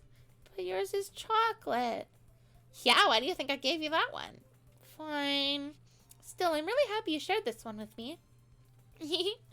Sayori gets out of her seat and goes behind Natsuki, then wraps her arms around her. Aw, jeez. I get it. Cookie still in hand, Natsuki reaches up to nudge Sayori off her. Sayori suddenly leans down and takes a bite out of Natsuki's cookie. You little crafty darling. Sayori pretends to be an airhead. She knows exactly what she's doing. Hey! Do you seriously just do that? Mouthful, Sayori trots away to safety. Yuri and I laugh as well. Jeez, you're such a kid sometimes. Monica, can you tell Sayori? Natsuki glances around. Monika's into the club room. Ugh. Where is Monica anyways? Good question. Have any of you heard anything about her being late today? Not me. Yeah, I haven't either. That's a bit unusual. I hope she's okay. Of course she's okay. She probably just had something to do today. She's pretty popular after all. You don't think she has a... I wouldn't be surprised. She probably is more desirable than all of us combined. I like Sayori the most. That's true. Excuse me? Suddenly the door swings open. Sorry, I'm super sorry. Ah, there you are. I didn't mean to be late. I hope you guys weren't worried or anything. Monica chose this club over her boyfriend after all. You're so strong-willed. Boyfriend? What on earth are you talking about? Monica quizzically glances at me. Never mind that. What held you up anyways? Well, my last period today was study hall. To be honest, I just kind of lost track of time. That makes no sense, though. You wouldn't have heard the bell. You would have heard the bell at least. I must not have heard it since I was practicing piano. Piano? I wasn't aware you played music as well, Monica. I don't really. I kind of just started recently. I've always wanted to learn piano. That's so cool. You could totally play something for us, Monica. Monica looks at me. Maybe once I get a little better, I will. Yay! That sounds cool. I'll look forward to it. Is that so? In that case, I won't let you down, Corvo. Monica smiles sweetly. Every time she does this pose, it just feels like she's like up to something, and I don't like it. I didn't mean to pressure or anything like that. Don't worry. I've been practicing a whole lot recently, and I'd love to get the chance to share once I'm ready. I see. In that case, best of luck. Thanks. So I didn't miss anything, did I? Not really. I choose to leave out Sayori's mischievous escapade. I'm sure Natsuki will end up complaining to her anyways. Looks like everyone's settled down. Sayori somehow has already finished the entire cookie. Yuri's back at her book, and Natsuki disappeared into the closet. Corvo! Sayori suddenly comes up to me. I'm gonna go get supplies from another classroom. Wanna come with me? Supplies? What for? Well, you know how the festival's coming up. Me and Monica are gonna get some posters and stuff. So I need to go get some crayons, markers, and glue. I see. Sure, I'll go with you. Yay! Okay, Monica, we'll be back soon. I see you're going with Corvo to get supplies? There's no need to trouble yourself. I'll be happy to get it with them. But I wanted to go. It's so much fun exploring empty classrooms and stuff. Okay. It was just a suggestion. See if you can find any poster paper too, okay? Okay. Ready, Corvo? Yep, let's go. It's just a little gal. I follow behind as Sayori hums and skips around the hallway. Honestly, it feels like I'm taking a kid to the mall or something. Sayori finds pleasure in the simplest things sometimes. Hey, Sayori, what exactly are we doing for the festival anyways? I'm not sure how to make an event out of literature.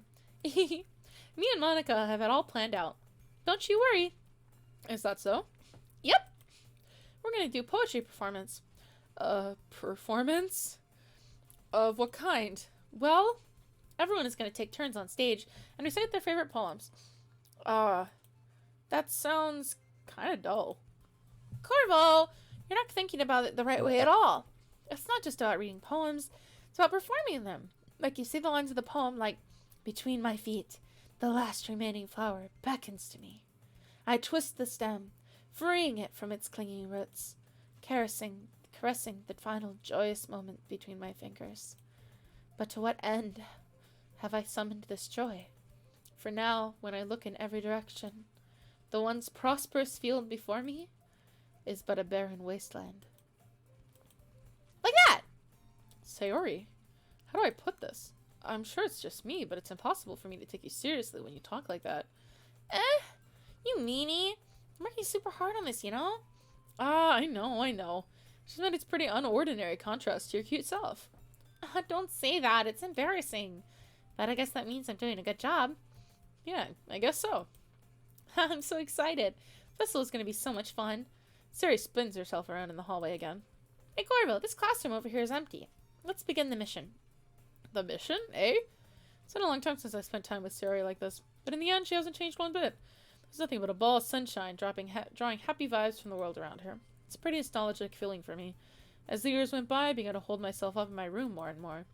So going adventuring with Sayori brings back a special sort of feeling I forgot I had in me. Aww. Two of us enter the classroom. Sayori heads straight to the closet and I follow. Let's see what we have in here. Crayons. Sayori pulls a box of crayons off the shelf. They're the best brand, too. They're kind of dirty, though. Sayori starts pulling various crayons out of the box, reading the color names. Alright, that's one down. So don't get distracted. We still need to find... Wait, I'm looking for my favorite color. Fine. Then at least move aside so I can look for the poster paper. I dropped one by accident. Smack. Yeah! Sayori bends over and smacks her forehead right into the shelf. She falls to the floor. The crayons spill all over her lap. Ow, ow, ow, ow, ow, ow! You okay? My forehead. Sayori clutches her forehead. Geez, Sayori. That's just like you, isn't it? Come on, let me see. Since Sayori's sitting on the floor, I grab her by the waist and pull her out of the closet. You have to move your hands, Sayori. But it hurts. Just do it for a second. Of course she's in this kind of position. They said the crayons were in her lap, though. Put them in her lap. Sayori slowly releases her hands from her forehead. I gently brush her bangs aside. Ow! Sorry. There's a huge red mark in the center of her forehead. Aw, poor baby. A bump is starting to form as well. Man, that's gonna swell up. I should find you some ice. Corvo. Where could I even find some ice around this time? I guess a cold drink would do. You don't have to. I'm fine. With looking like a unicorn. Even wincing from the pain, Sayori makes a silly joke. What are you saying? I'll be right back, okay? Okay. I'll go get you ice. I pat Sayori on the shoulder and run out of the hallway. I look at the nearest vending machine. What should I get? Doesn't really matter since it'll be used as an ice pack rather than drink. But I know Sayori likes apple juice, so I purchased that one. Aww.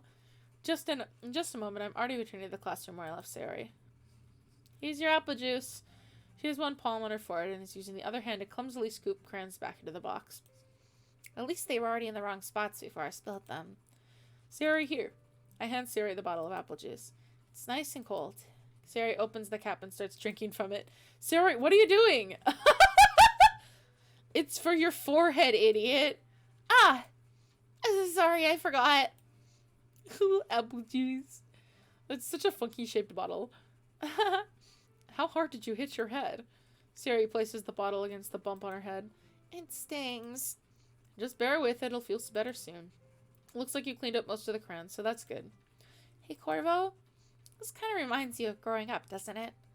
Eh? What do you mean? You know, how we used to play outside all the time? I would always try to keep up with you. You were kind of oblivious in some ways. Like, I usually fell behind or had trouble climbing on things you did. But sometimes when I tried to do things I couldn't, I would get myself hurt. I'd fall and scrape myself or get a bump. And I would start crying really hard. And you would rush over as quick as you could. You'd really try hard to get me to stop crying. It was almost like you blamed yourself and were afraid of getting in trouble if someone found out. Even though really it wasn't your fault at all, you know. Did I really do that? Yeah, you don't remember? Come to think of it, maybe I do remember a bit. I guess I was always so focused on my games that I didn't pay enough attention to you. So in a way, it was my fault. Kind of like this time, too. If I wasn't rushing you out of the closet, you probably wouldn't have hit your head. Corvo, I don't think you realize it, but you're always thinking about other people. Even after all these years. You're rushing to help me even though I'm just being clumsy. You're really a sweetheart. Don't call me that! And I don't really do this kind of thing all the time. guess when it comes to you, it just feels natural. Before I even know it, I'm treating you like that. I guess that's what happens when you've been friends for so long. Really? Maybe you're right. Corvo, I'm so glad that nothing's changed between us. Do you think it'll be like this forever? Forever? If I'm honest to myself, there's no telling what each of us will end up in the college, or where will each end up for college or after that. So it wouldn't be fair to me make any promises. But, well, I hope so. It's been this long already, right? Can't imagine you ever changing, so my hopes are up. I'm so happy. Sari has a whimsical expression in her eyes. We remain silent for a moment. She's so silly and clumsy on the outside, but when I see her deep in thought like this, it makes me not want to disturb her. I guess we should go back. I don't want to worry Monica, you know. Good luck with that. She's going to see her forehead either way. Not if I hide it under my bangs.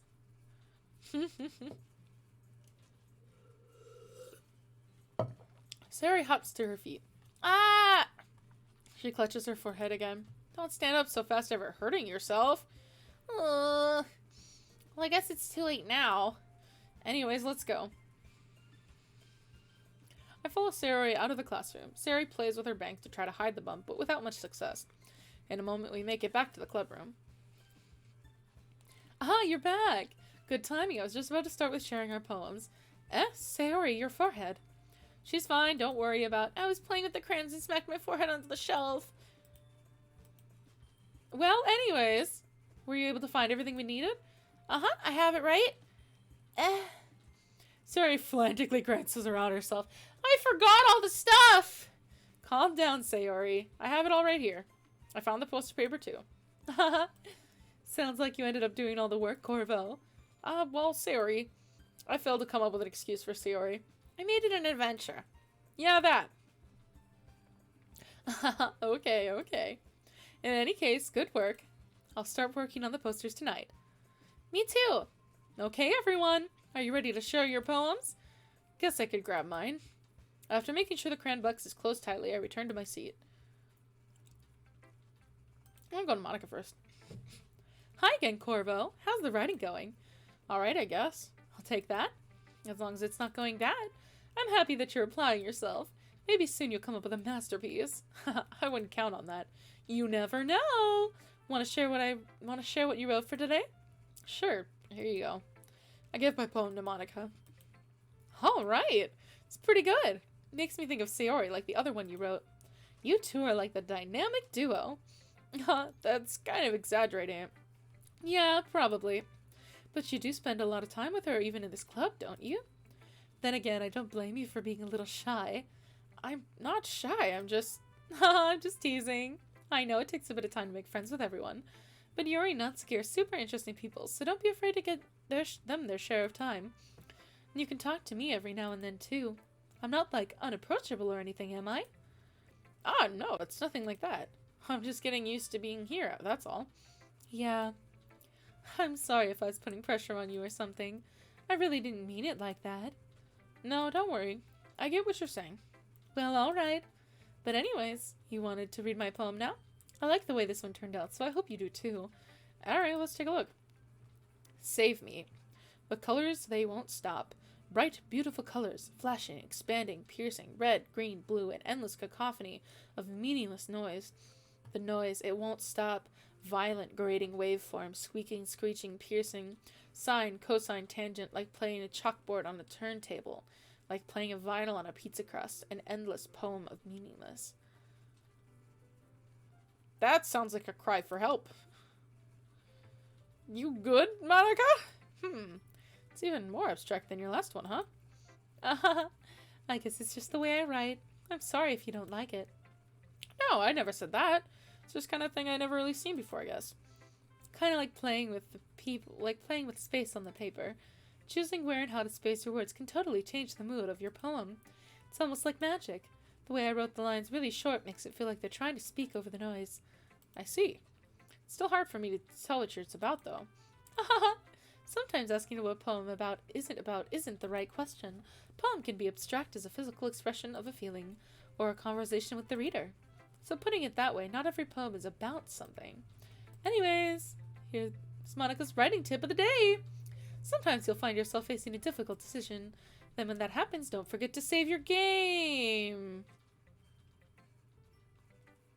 Monica, why are we breaking the fourth wall? You never know when you might change your mind, or when something unexpected may happen. Wait, is this tip even about writing? What am I even talking about? That's my advice for the day.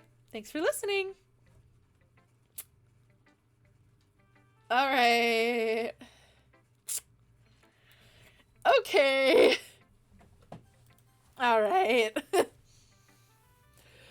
Let's take...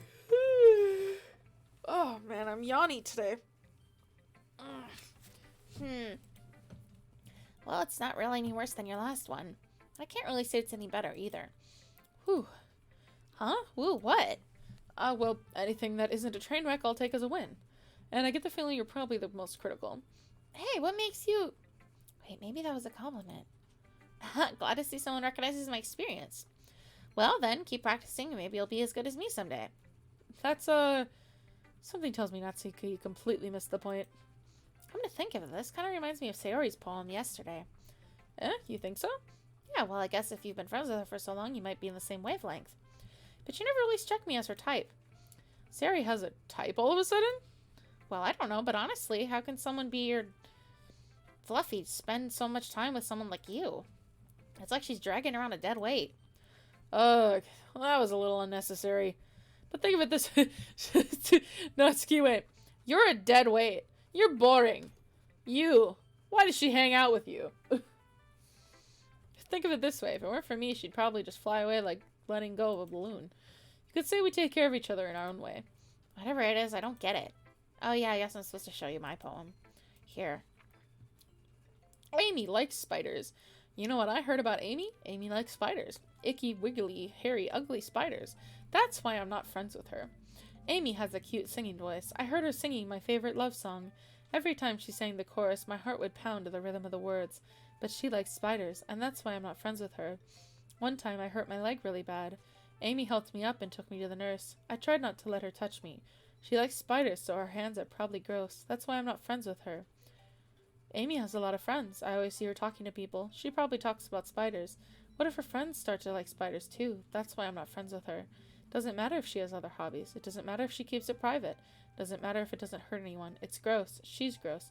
The world is better off without spider lovers, and I'm gonna tell everyone. Okay. That's mean. Not bad, right? It's quite a lot longer than yesterday's. Yesterday's was way too short. I was just warming up. I hope you didn't think that was the best I could do. No, of course not. Anyways, the message is pretty straightforward in this poem. I doubt I have to explain it. Sometimes you can explain complicated issues with much simpler analogies. It helps people realize how stupid they're being. Like, anyone would agree that the subject of this poem is an ignorant jerk. Do you know people like that? Of course, it's about... Oh, wrong thing. Of course, it's about how everyone thinks my... That doesn't matter. I missed something. Doesn't matter. It can be about anything. I wrote it to be easy to relate to. Everyone has some kind of weird hobby or guilty pleasure. Sometimes something that you're afraid of. People find out, they'll make fun of you or think less of you. But that just makes people stupid. Who cares what someone likes as long as they're not hurting anyone and it makes them happy? I think people really need to learn to respect others for liking weird things. Well, you're definitely right. At least I can relate to that.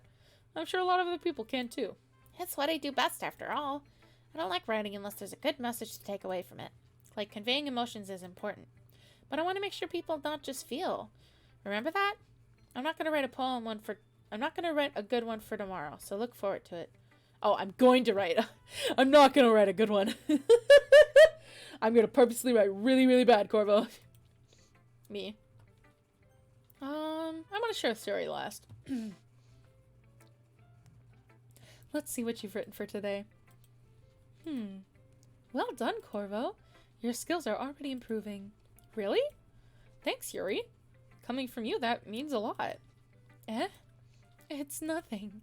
I'm just happy to help inspire fellow writers.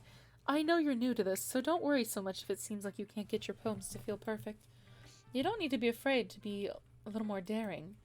Metaphors can go a long way. Don't feel like you need to work your brain like turning a bunch of gears. Try letting your mind wander through your feelings, and write down the things you see and hear. That's one way to truly enable your reader to see into your mind. It's a very intimate exercise. I see. That's certainly an interesting technique. Thanks for sharing. I have, well, an example of that if you'd like to read it. Of course. Is this the poem you wrote for today? Yuri nods and timidly hands me her poem. The Raccoon. It happens in the dead of night, while I was slicing bread for a guilty snack. My attention was caught by the scuttering of a raccoon outside my window. That was, I believe, the first time I noticed my strange tendencies as an unordinary human. I gave that raccoon a piece of bread, my subconscious well aware of the consequences, well aware that a raccoon that is fed will always come back for more. The enticing beauty of my cutting knife was the symptom, the bread my hungry curiosity, the raccoon an urge. The moon increments its phase and reflects that much more light off my cutting knife, the same light that glistens in the eyes of my raccoon friend. I slice the bread, fresh and soft. The raccoon becomes excited. Or perhaps I'm merely projecting my emotions onto the newly satisfied animal. The raccoon has taken to following me. You could say we've gotten quite used to each other. The raccoon becomes hungry more and more frequently, so my bread is always handy. Every time I brandish my cutting knife, the raccoon shows me its excitement. A rush of blood. Classic Pavlovian conditioning. I slice the bread. I feel myself again. Slice the bread. The bread. The bread. For the raccoon. I definitely, feel the metaphor here, and I, know what it is, but I'm not gonna get into it because I don't like it. I definitely feel like that's... I was a little more daring with this one than yesterday's. I can see that. It's a lot more metaphorical. I don't know if it's my fault, but I can't begin to imagine what this poem is about. I can! That's right. It's a bit closer to my preferred writing style, using the poems as a canvas to express vivid imagery and conveying emotions through them. Yeah, if you take it at face value, then I can't figure out even what it's supposed to mean. Well, I think it's something that different people can relate to in their own way. I wanted to express the way it feels for me to indulge in my more unusual hobbies. It's those sort of things I usually force to keep to myself, so I sometimes enjoy writing about them. Huh, that's funny. Didn't Natsuki also write something like that? About someone being ridiculed for a strange interest. Eh? She did? Yeah. She was talking about how it doesn't matter what you're into as long as you're not hurting anybody. She's right. I mean, does she really feel that way? Yeah. Sounds like you two have that in common. That's interesting. To me, she seemed like the kind of person who'd make fun of my hobbies. But I suppose that's my fault for judging, isn't it? Please don't tell her I said that. Don't worry, I don't have no reason to. Okay. Well, thank you for sharing with me. After all, if I hadn't learned to embrace my own weirdness, I would probably hate myself. I might be ranting a little bit now. Embrace the weird, my friend. You must always embrace the weird. But I'm glad that you're a good listener. Share with my girl! Corvo, I really love your poems. I can't believe you've been hiding these from me. I'm not hiding anything! But your poems are so good. Yesterday's and this one too. You can't tell me you haven't done this before. I mean, you're really the only one that feels that way, so... No way! Not even Natsuki? I guess Natsuki's the least likely to admit how much she likes something. But I don't think it's that. What do you mean? Well, I guess I'll be honest about it. It's a lot easier to write poems when I'm thinking about you. Stop thinking weird things, idiot! I just mean that you're a really expressive person, I guess. How am I supposed to write poems about my own stupid life? But you somehow make everything in my life and your life an adventure. Even the little things, like cooking. Let's not talk about that. So yeah, I guess what I'm saying is I can feel more feelings through you and than I can through myself. We have that kind of weird connection, you know? It's your fault for getting in my business all the time. I don't know if I understand. Sigh. You never understand when I try to explain things to you, do you, Sayori? I pat Sayori's head. Hey! I'm not a kid, you know? Are you sure about that? Are you sure about that? Maybe. Sayori starts fiddling with her pencil between her hands. Hey, Corvo? Will you give me your poem? I kind of want to keep it. Huh? Why? Because, well, that's the first time you've written something for me. Sarah, you completely misunderstood. I didn't write this for you. Are you even listening anymore? Well, whatever. I'll give it to you when we go home. Really? Snap. Ah! I broke my pencil! Siri hastily bends down to pick up the piece she dropped. But being inattentive to her surroundings, she bumps right into me. Of course she does. Sorry! It's fine, it's fine. I'll get it for you. I bend down and pick up the broken pencil. Sari clutches the desk beside her to support herself, knees shaking. Yeah, I'm a little clumsy today. Let's sit down, Sari. Yeah. I grab Sari's arm and help her sit at the desk. Anyways, I still haven't read your poem. Oh! Sorry, I forgot about that, but it's not as good as yours. Geez, don't worry. I'm sure I'll like it. Bottles. I pop off my scalp like the lid of a cookie jar. It's the secret place where I keep all my dreams. Little balls of sunshine all rubbing together like a bundle of kittens. Aww. I reach inside with my thumb and forefinger and pluck one out. It's warm and tingly, but there's no time to waste. I put it in a bottle to keep it safe. I put the bottle on the shelf with all the other bottles. Happy thoughts, happy thoughts, happy thoughts in bottles, all in a row. My collection makes me lots of friends, each bottle of starlight to make amends. Sometimes my friends feel a certain way. Down comes a bottle to save the day. Night after night, more dreams. Friend after friend, more bottles. Deeper and deeper my fingers go, like exploring a dark cave, discovering the secrets hiding in the nooks and crannies, digging and digging, scraping and scraping. I blow dust off my bottle caps. It doesn't feel like time elapsed. My empty shelf could use some more. My friends look through my locked front door. Finally, all done. I open up and in come my friends. In they come in such a hurry. Do they want my bottles that much? I frantically pull them from the shelf, one after another, holding them out to each and every friend, each and every bottle. But each time I let one go, it shatters against the tile between my feet. Happy thoughts, thoughts in shards all over the floor. They were supposed to be for my friends who aren't smiling. They're all shouting, pleading something, but all I hear is echo, echo, echo, echo, echo inside my head.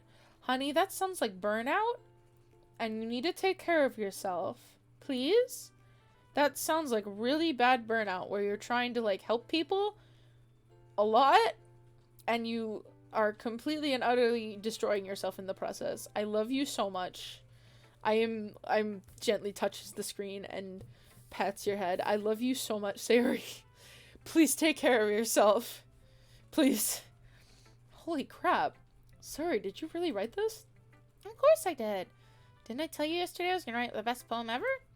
Yeah, but I mean, I didn't expect like something like this coming from you. Monica taught me a whole lot, and I've been really in touch with my feelings recently. I see that. It's almost kind of creepy. Creepy? Well, not exactly. Maybe because I'm so used to being cheerful. Well, never mind. I'm thinking too hard about it. The point is it came out good, so you should be proud of it. Oh, thanks. I feel like I was meant to express myself this way. Even to help me understand my own feelings a little better. Writing is like magic.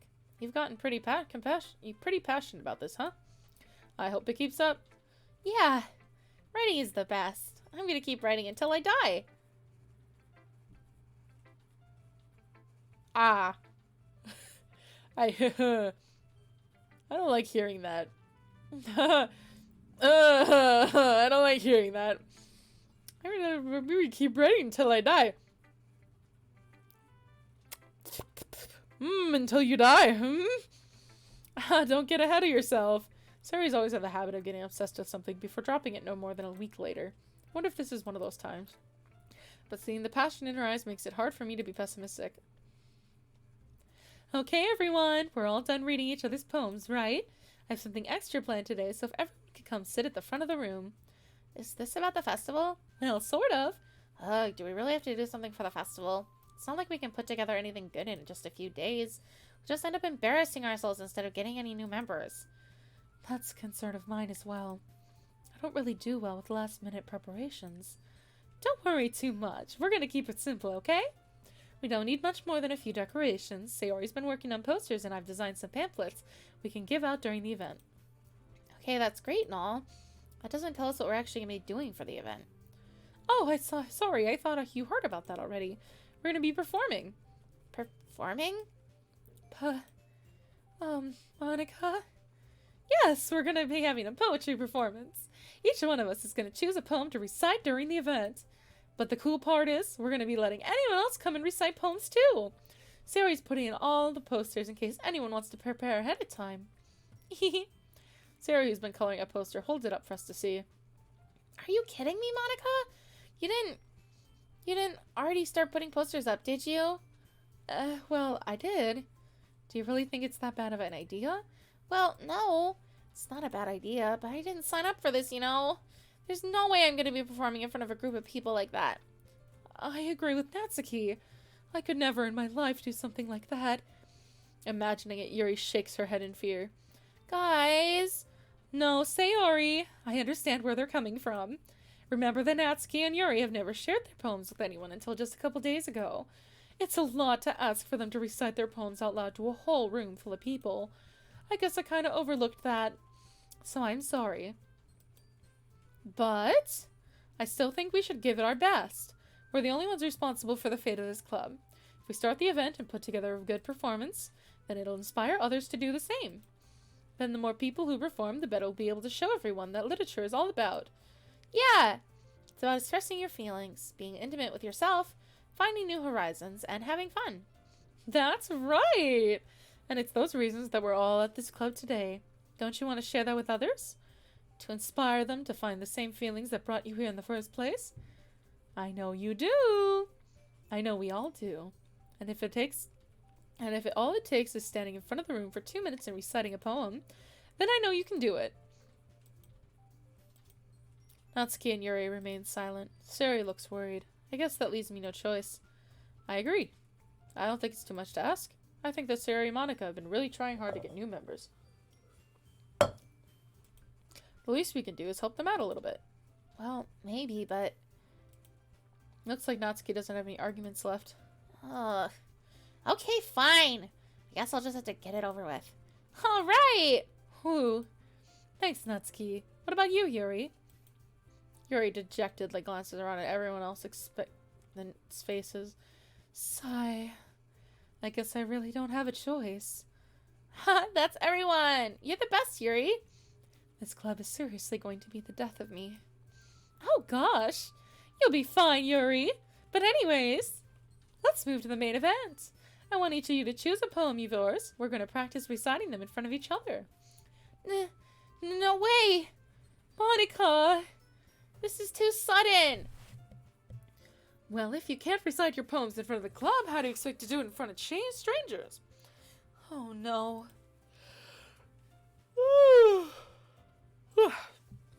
Don't worry. I'll start you out by I'll start off to help everyone feel a little more comfortable. Can I go next? Of course. Now let's see. Monica flips through her notebook to a specific poem she has in mind for herself. She then stands behind the poem. The title of this poem is The Way They Fly. Ahem. Monica begins reciting her poem. Her clear, confident voice fills the room. More than that, her inflection is pristine. She knows exactly how to apply emotion behind each line she recites, bringing the words to life. Is this something she's done before, or is she simply a natural? I glance around me. Everyone has their eyes on Monica. Sari looks amazed. Yuri has an intense expression on her face that I don't understand. Finally, Monica finishes the recitation. The four of us applaud. Monica takes a breath and smiles. That was so good, Monica!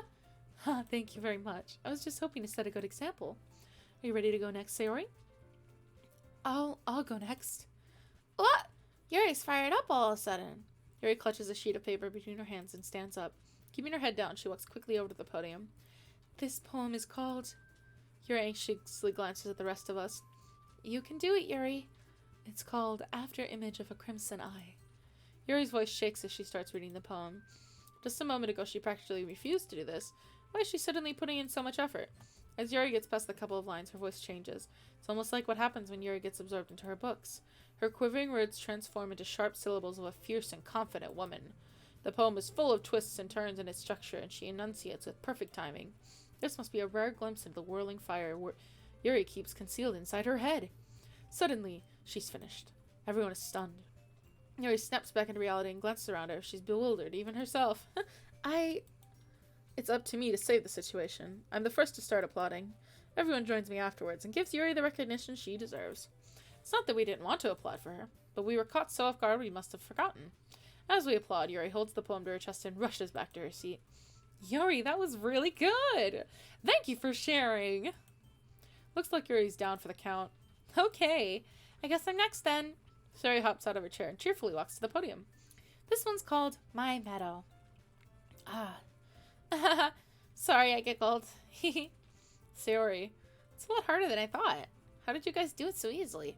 Try not to think like you're reciting to other people. Imagine you're reciting it to yourself, like in front of a mirror or in your own head. It's your poem, so it'll come out best that way. I see. Okay, then. Sayori begins her poem. Somehow it feels like her soft voice was made as a perfect match.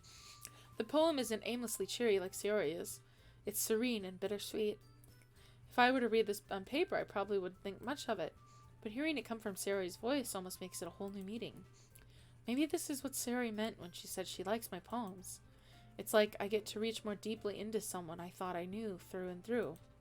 Sayori finishes and we applaud. I did it! Good job, Sayori. Even Corvo liked it. I guess that's a good sign. What does that even mean? It came out nicely, Sayori. The atmosphere of your poem fits you really nicely. But it might be that other poems wouldn't work quite as well with that kind of delivery. I don't really understand. In other words, I've seen poems of yours where that sort of gentle delivery wouldn't work as well. They might need a little more force behind them, depending on what you're reading. Oh, I know what you mean. I've been practicing that kind of thing. That's just embarrassing to do in front of everyone. Then next time I'm going to make you pick a poem that challenges you a little more. We don't have much time before the festival, you know. Okay. Look now, then who's next? Natsuki? Don't make me get up before Corvo. It's not like I can compare to you guys anyways. Might as well let Corvo lower everyone's standards a little before I have to. Corvo, you go up there and embarrass yourself before I do. Natsuki. It's fine. I might as well get it over with. But it's not like I have that much of a selection of what to read. So I'll have to go with what I wrote for today. I stand up in front of the podium. Everyone has their eyes on me, making me feel terribly awkward. I recite my poem. Since I'm not exactly confident in my own writing, it's hard to put energy into it. Despite that, once I finish, I receive applause anyways. Sorry, I'm not really good as everyone else. Don't worry about it so much. I think it's less about your abilities and more of your lack of confidence in your writing. That's something that'll improve over time, though. Yeah, maybe. Alright then. That just leaves you, Natsuki. Yeah. I'm going. Natsuki begrudgingly gets out of her seat and makes her way to the podium. This poem is called... Why are you all looking at me? Because you're presenting. Anyways, the poem is called Jump. Natsuki takes a breath. Once she starts reciting the poem, her sour attitude disappears a little. While she's a little enthused, her poem has a rhythm and rhyme to it. It's Natsuki's trademark style. It works surprisingly well when spoken aloud. The words feel like they bounce up and down, as if given life to the poem. Natsuki finishes and everyone applauds. She huffs back to her seat. That wasn't so bad, was it? Easy for you to say. You'd better not make me do that again. Well, do you at least feel prepared enough to recite a poem in front of other people? I mean, doing it in front of other people will be way easier. I can put on whatever face I want for other people. When it's just my friends, it's embarrassing. That's a surprise, Natsuki. I think it would be the other way around for me. Well, that's just how it is, so... Well, I guess in that case, you won't have much to worry about at the festival. That said, I want to thank everyone for coming, though. It might be hard, but I hope you all have an idea of what it's like now. Make sure you pick a poem and get enough practice before the festival, okay? I'll be making pamphlets, so let me know ahead of time what you'll be reciting. Jeez, I should probably find some poem to recite then. That's fine too. It doesn't have to be your own. I'm already pleasantly surprised that you're putting in all this effort for the club. Makes me really happy. Yeah, no problem. Okay, everyone. I think that's about all for today. I know the festival's coming up, so let's try to write poems for tomorrow as well. It's been working out really nicely so far, so I'd like to continue that. As for the festival, let's finish planning tomorrow, and then we'll have the weekend to prepare. Monday's the big day. I can't wait. I can do this. All right. I stand up. There's no way I'll be able to find the same enthusiasm as Sayori and Monica, but I'll do my best to get through it. If it's for the sake of the club and impressing Monica, I'll have to do my best. Ready to go, Sayori? Yep. Look at you two, always going home together like that. It's kind of adorable, isn't it? Jeez, guys, don't make Such a big deal out of it. Must be really nice, though. Well, how am I supposed to respond to that? It's okay, Corvo, you don't have to say it. Whatever, let's go already. I walk home with Sayori once more. Even though it's only been a few days, a lot of things have already changed. But today's story's been a little quieter than usual on the way home. Hey, Sayori? Sorry, I was spacing out. Ah, no wonder. I was thinking about something from earlier. I like how we get to... Sayori fumbles with her words. So, let's just say that one day Yuri asked to walk home with you. Huh? What would you do? What kind of question is that? You're kind of putting me in a spot here. I feel like this is an important decision. Sayori, you really think I'd ditch you for Yuri? But she's so beautiful and smart. Jeez, I already see her in the club every day. Besides, you always seem to really like going home together. I wouldn't just ruin that for you. You're so silly, Corvo. You think about me too much sometimes. Yuri would deserve it if she wanted it, so... Sayori, I've already made up my mind. I really can't figure you out sometimes. Sorry. Besides, what's the point in speculating something that's never gonna happen? The conversation trails off. It's kind of a weird thing for Sayori to care so much about. But I want to respect her and keep her happy too. Then again, the festival's only a few days away. Who knows what will happen in that time? Alright, I'm gonna go put an ad on really quick, and I'm gonna go get myself some water because my throat is getting really, really dry.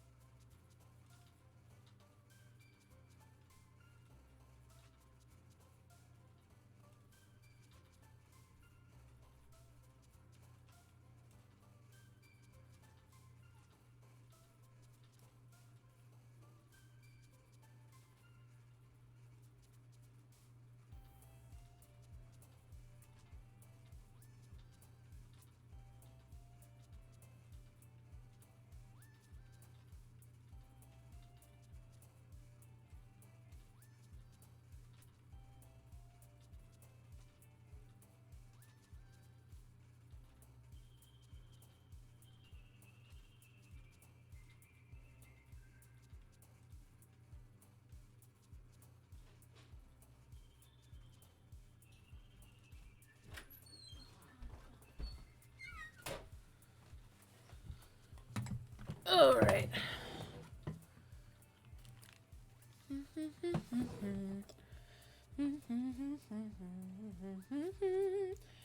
Back and taking a big sip. Oh, good. Alright, heartbeat. That's cute. Romance. Yeah, cute. Disown.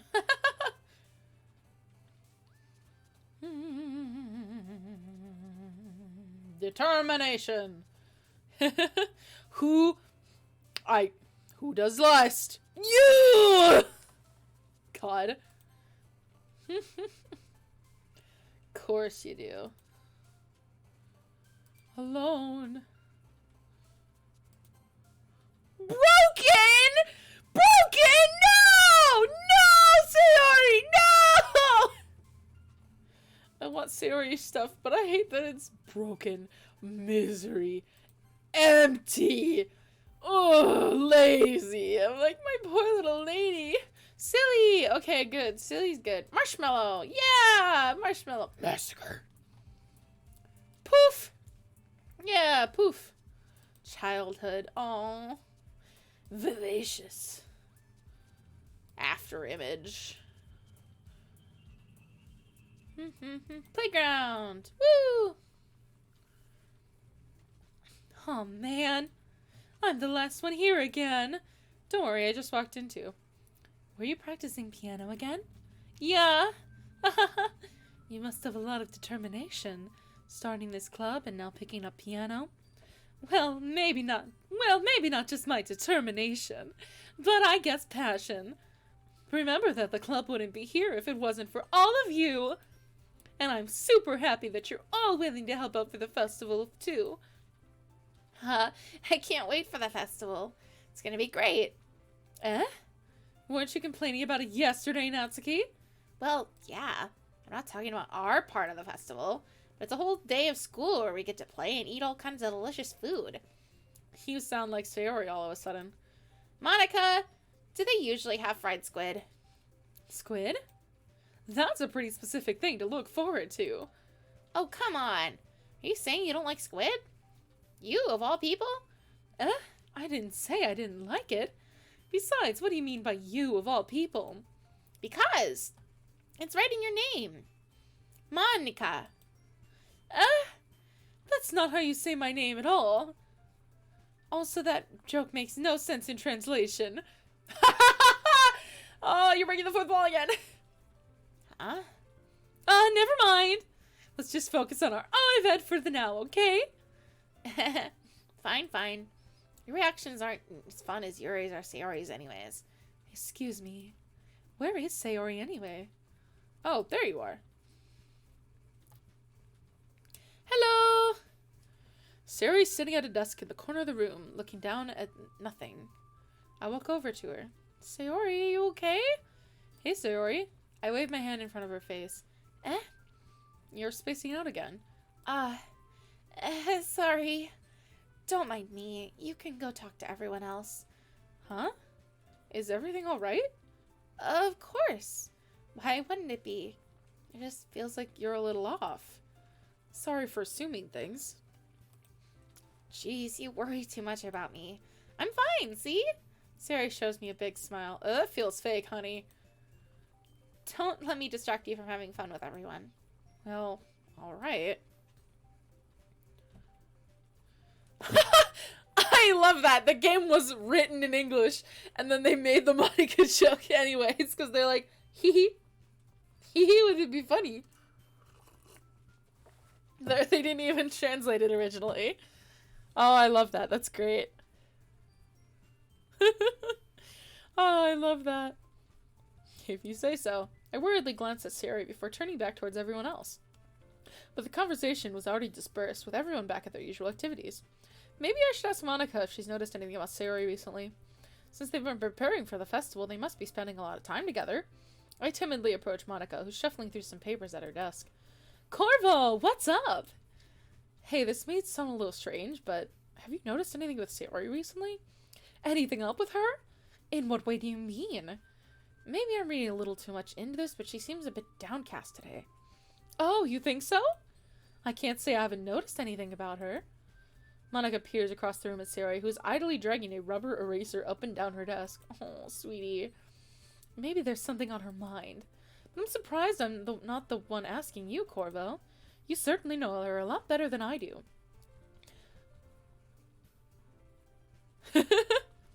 Corvo is my name. But also, I stole it from a video game character. Yeah, but she's never really like this. She always talked to me about things that bothered her. But this time when I asked her, she was really dismissive. Sorry, I know it's not your problem. I just wanted to ask if you knew things, so I drop it now. No, it's important to me too. I mean, I'm also friends with her. I also care about her well-being of my club members, you know? Maybe I'll try talking to her myself. Are you sure about that? She seemed like she wanted to be left alone. Are you sure? Maybe she just had a hard time bringing it up with a person of interest. Person of interest?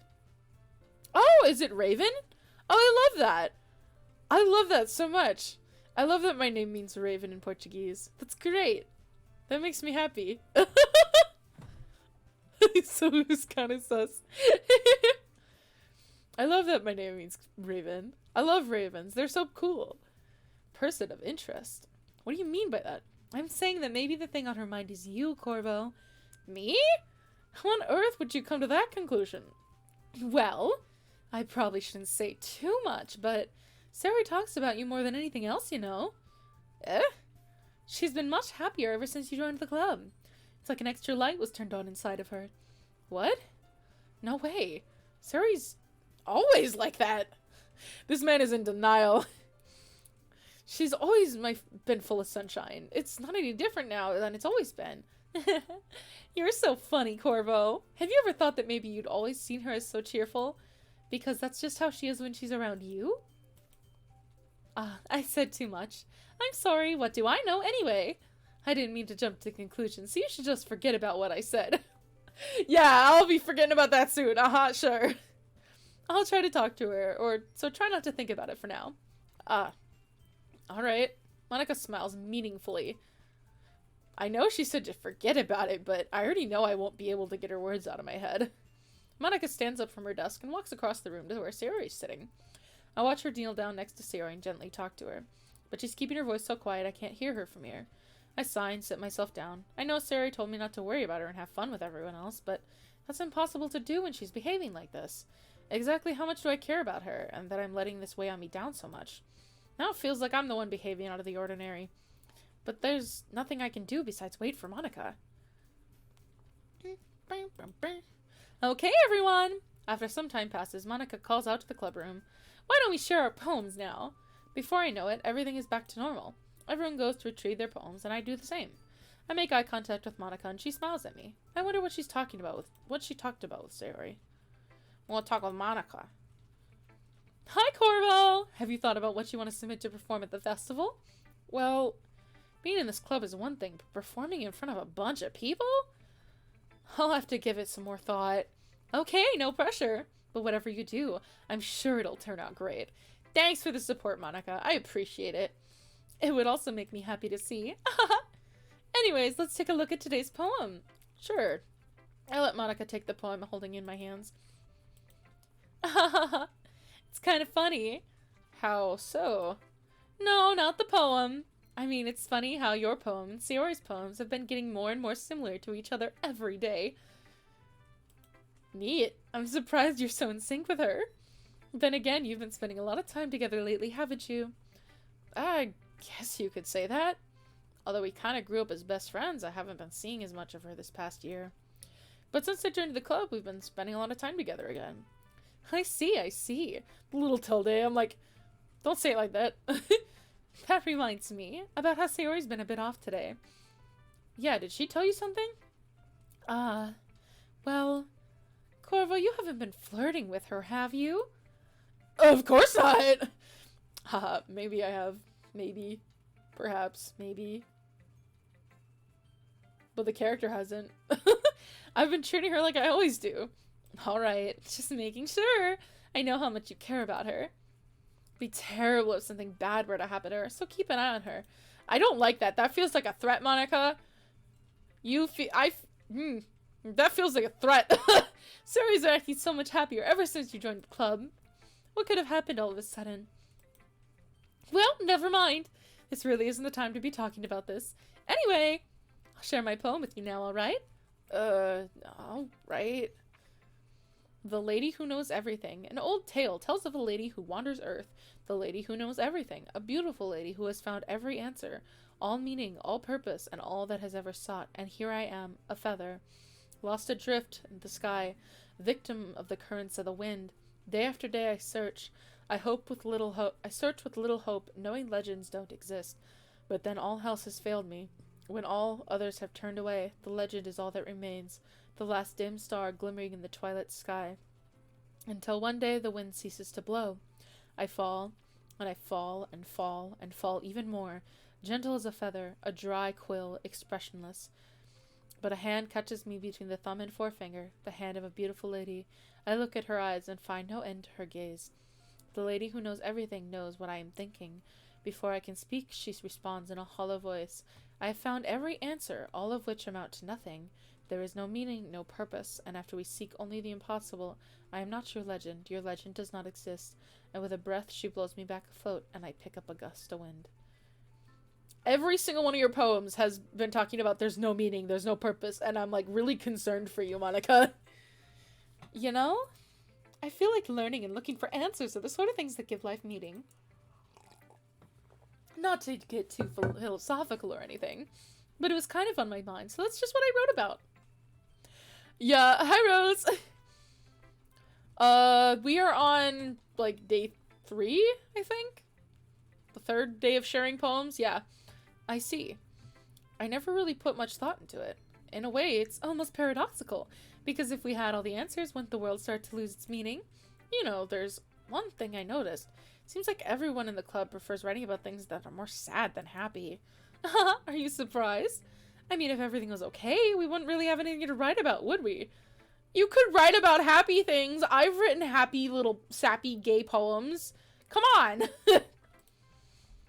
Humans aren't two-dimensional creatures. I think you'd know that better than anyone. You mean one-dimensional? Ah, yes, that! What? Oh. Oh, she's so two-dimensional. Like she is. Stares at her. Anyways, here's Monica's writing tip of the day. Oh, I'm ready for this. Give me another fourth wall break. Are you ever too shy to share with your writing because you're afraid it's not that good?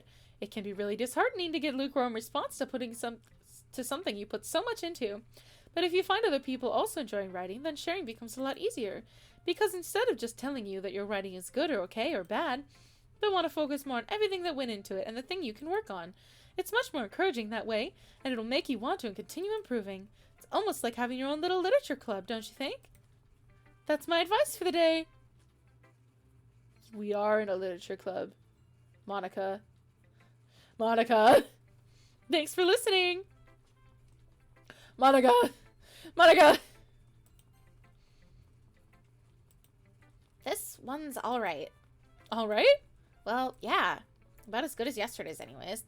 See what you're going for, but it's just not really my style. I mean, that's fine. It's mostly just glad that you're trying a little bit. Well, of course I'm at least trying. Why are you so emotionally invested in my poems anyways? Isn't that more of a compliment to me? No, gross! It's not like I care.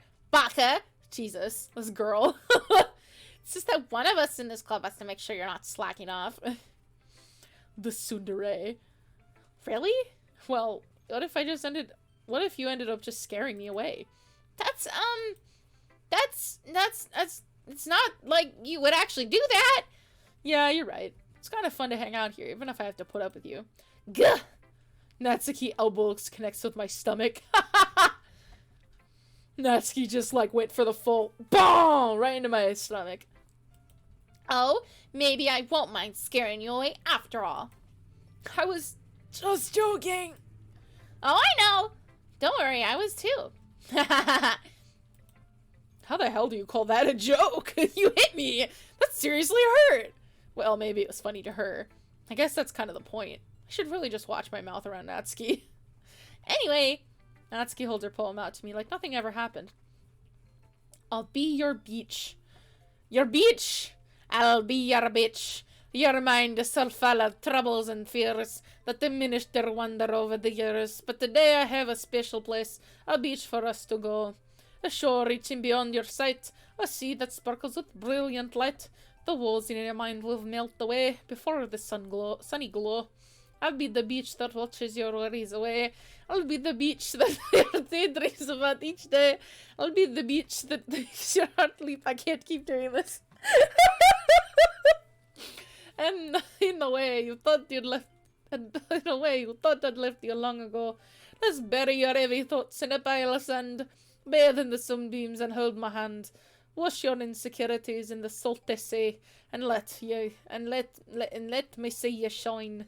Let's leave your memories in the footprint trail. Let's see your... I can't keep doing this. I set you free in my windy sail, and remember the reasons you're wonderful when you press your lips to mine. This is really cute, Natsuki. I'll be the beach that washes your worries away. I'll be the beach that makes your daydreams about every day. I'll be the beach that makes your heart leap. In a way you thought that I'd left long ago. And if you let me by your side, your own beach, your own escape, you'll learn to love yourself again. That's really sweet, Natsuki. I like your poem. Yeah. I felt like I keep writing about negative things, so I wanted to write something with a nice message for once. Yeah, I like it. Good. I like that, Natsuki. It's a good one. Besides, the beach is awesome. Kind of hard to write anything negative about the beach. So you decided to write the beach first and then came up with the message later? Yeah, well, it's only because of what happened yesterday. I mean, after Yuri and I realized we kind of wrote poems about the same thing, she wanted to pick a topic and have us both write about it or whatever. Oh, Hug. You can really see her doing that too. Making us write about a simple topic, then trying to impress me by coming up with something all fancy. Well, it's not like I care. Seems like you have a mild crush on Yuri, do you?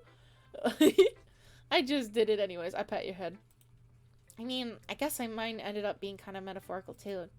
But there's nothing wrong with doing that once in a while. At the very least, it was good practice.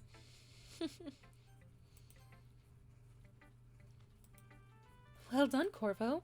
You're definitely improved your writing over the course of these few days. Has my advice been helpful to you? Yeah, definitely. I'm glad. Sharing our writing like this, it's a lot more fun and rewarding than I anticipated. I need to remember to thank Monica. I think we all felt a little awkward at first, but now it seems like everyone is enjoying sharing their writing and seeing what others think. I guess I can't really disagree. I was afraid the whole thing would be a chore. But it's a great way for me to spend some personal time with all the girls in the club. But it's been fun getting to know everyone and their writings. And I guess I am not reading the names. And I guess doing some writing myself. Well, have you learned anything about yourself, Corvo? Eh? Well, you know that I like to say that writing is a very personal way to get in touch with yourself. In the end, it doesn't matter if you're a good writer or a bad writer. And even my opinions are just opinions, you know? As always, I believe what's the most important is exploring and discovering yourself. That's comforting. I'm kind of afraid of disappointing you in some way or another. Eh? Why me? Well, you're always so sophisticated with your writing, and you have the most advice to share. Is that so? Yuri thinks for a good minute. That must be terrible. Eh? For me to become someone whose opinion is fearsome. How unlikable of me. Aw, honey. It's just we respect you a lot. We think you're neat. It's not as bad as you for making it sound in your head. I just meant that I respect your opinion. I see. I'm sorry I always overthink and come to these sort of conclusions. I'm just a little too used to it. Overthinking? Being disliked. Aww. I don't dislike you, Yuri. I like you. I think you're neat. And I know Natsuki likes you too. Yuri. What? What am I saying? I'm sorry. I didn't mean to bring that up. Let's move on. Alright. Do you want to share your poem now? Okay. Here. Oh yeah, the beach. They're both doing beach. A marvel a million years in the working, where the womb of the earth chaotically meets the surface, under a clear blue sky, an expanse of bliss. But beneath grey rolling crowds and endless enigma, the easiest world to get lost in is the one where everything can be found. One can only build a sandcastle where the sand is wet, but where the sand is wet, the tide comes. Will it gently lick at your foundations until you give in, or will a sudden wave send you crashing down in the blink of an eye? Either way, the outcome is the same, yet we still build sandcastles. I stand where the foam wraps around my ankles, where my toes squish into the sand. The salty air is therapeutic. The breeze is gentle, yet powerful. I sink my toes into the ultimate boundary line, tempted by the foamy tendrils. Turn back, and I abandon my peace to erode at the shore. Drift forward, and I return to the earth evermore. Ooh, that's some pretty wording. I do like that. And this is really this part, the sandcastle thing, is really existential. We keep trying, but we keep getting eroded. Whoops. That sucks. I'm aware that the beach is kind of an insane thing to write about, but I did my best to make a metaphorical approach to it. Yeah, Natsuki already told me about it. She did? She didn't say anything weird, did she? She just wanted us to write about the same topic again. I suppose to better compare the differences in our writing styles or thought processes. Anyways, it was her idea. Knowing her, it's no surprise she'd want to do something like that. She probably just wants to show off.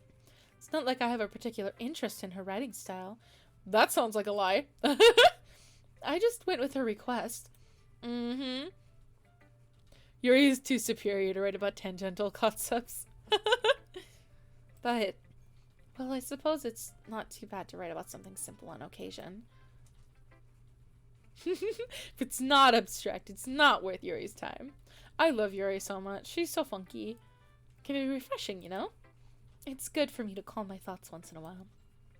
Yeah, I think I agree. Thanks for sharing.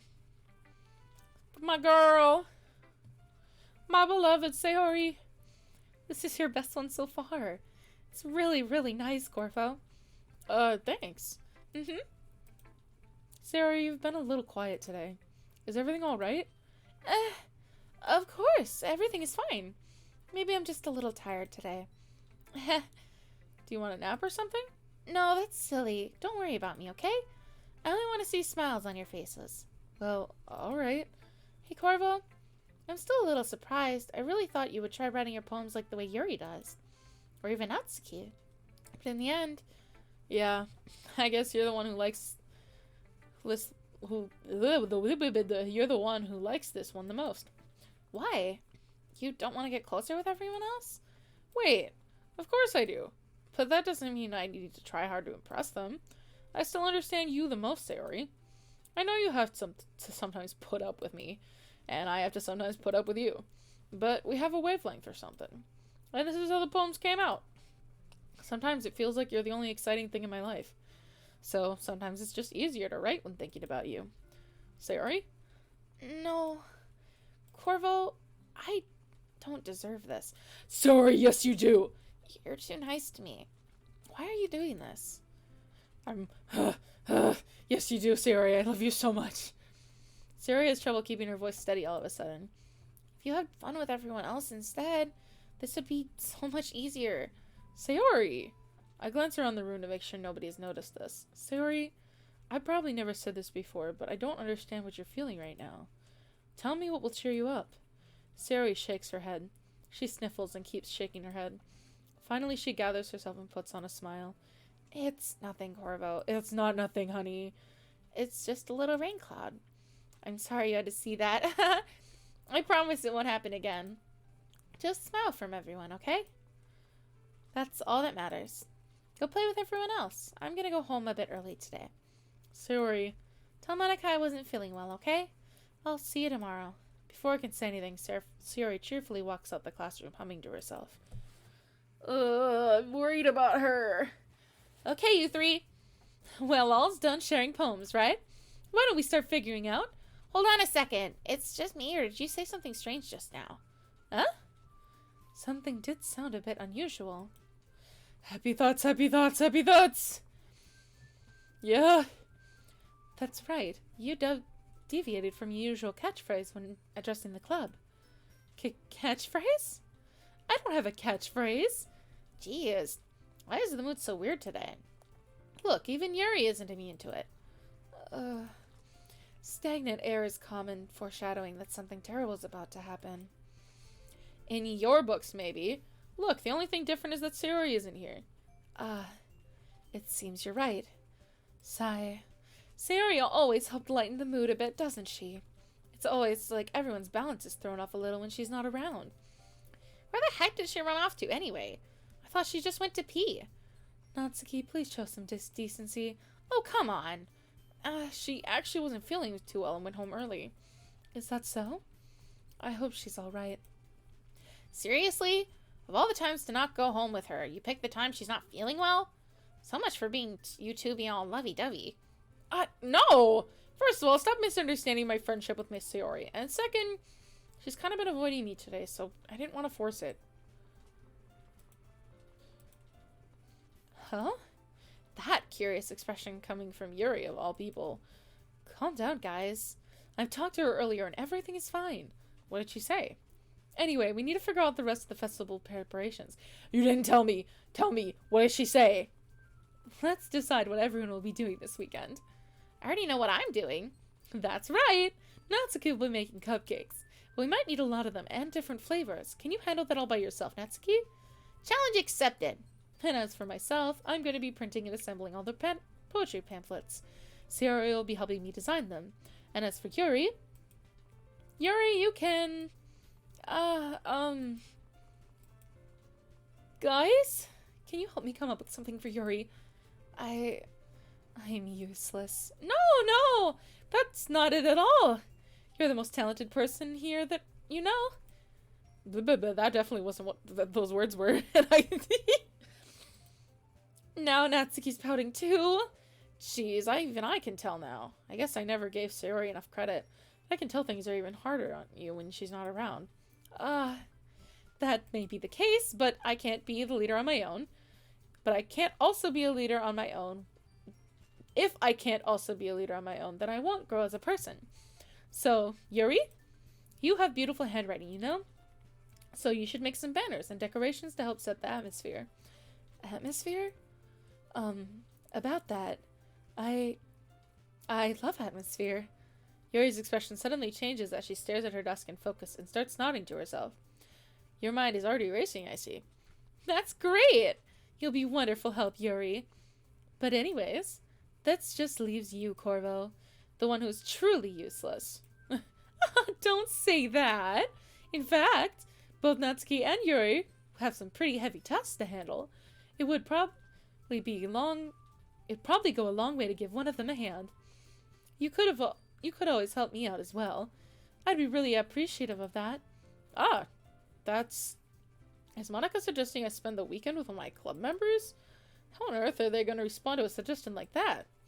I suppose I wouldn't mind a bit of help. Well, even if you don't know how to bake, there's always some dirty work I gave you. It's not like Monica's gonna give me a choice. You shouldn't be sitting on your butt anyway. Natsuki tries to mumble a bunch of excuses like that. If I recall, Natsuki, you mentioned that you would like to handle the baking on your own? Corvo may not like to be around you if you only make him to be a nuisance. So therefore, he may be more suited to assisting with the decorations. Hold on, I never said that! How hard could it be to make a few decorations anyways? Sounds more like you're just making excuses for Corvo to... What are you saying? It'll be extremely meticulous work. And baking isn't? Just what do you think? Guys! Let's just settle down for a moment. In the end, I think it's up to Corvo to decide what he'd like to contribute. Besides, he hasn't really gotten the chance to spend any time with me yet, you know? So I'm sure he's interested in... You literally just said... I'm surprised as well. Sorry. I was just saying, though. Jeez, can we just settle this already? Yeah. Corvo, you're okay with this, right? In the end, it's up to you. Of course. Very well. In that case, everyone looks straight at me.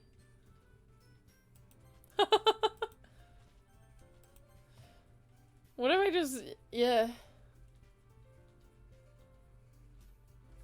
What if I just... Sayori?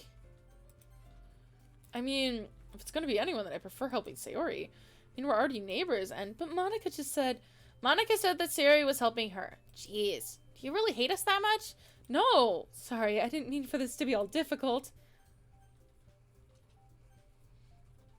Can I help Monica? Well, I guess I should probably be helping Monica. Yay! You picked me! Hold on 1 second. Yeah. Monica, you're the one who needs the least help out of all of us. But I agree with Natsuki. Not only is your work already more suitable for one person, but you already have Sayori as well. But Corvo was the one who... That doesn't matter. You were the one who scared him into picking you in the first place. You're the club president, Monica. You're supposed to make responsible decisions for the club. Monica, you shouldn't let any ulterior motives interfere with the decision. Ulterior motives? What are you saying, Yuri? In fact, it sounds like you guys are the ones with ulterior motives. Excuse me? Otherwise, this wouldn't have been made into such a big deal in the first place. That's completely false, Monica. Yeah, we have a lot of work to do, you know? We won't do as good of a job if you make us work alone. Maybe that's true. Think of the club, Monica.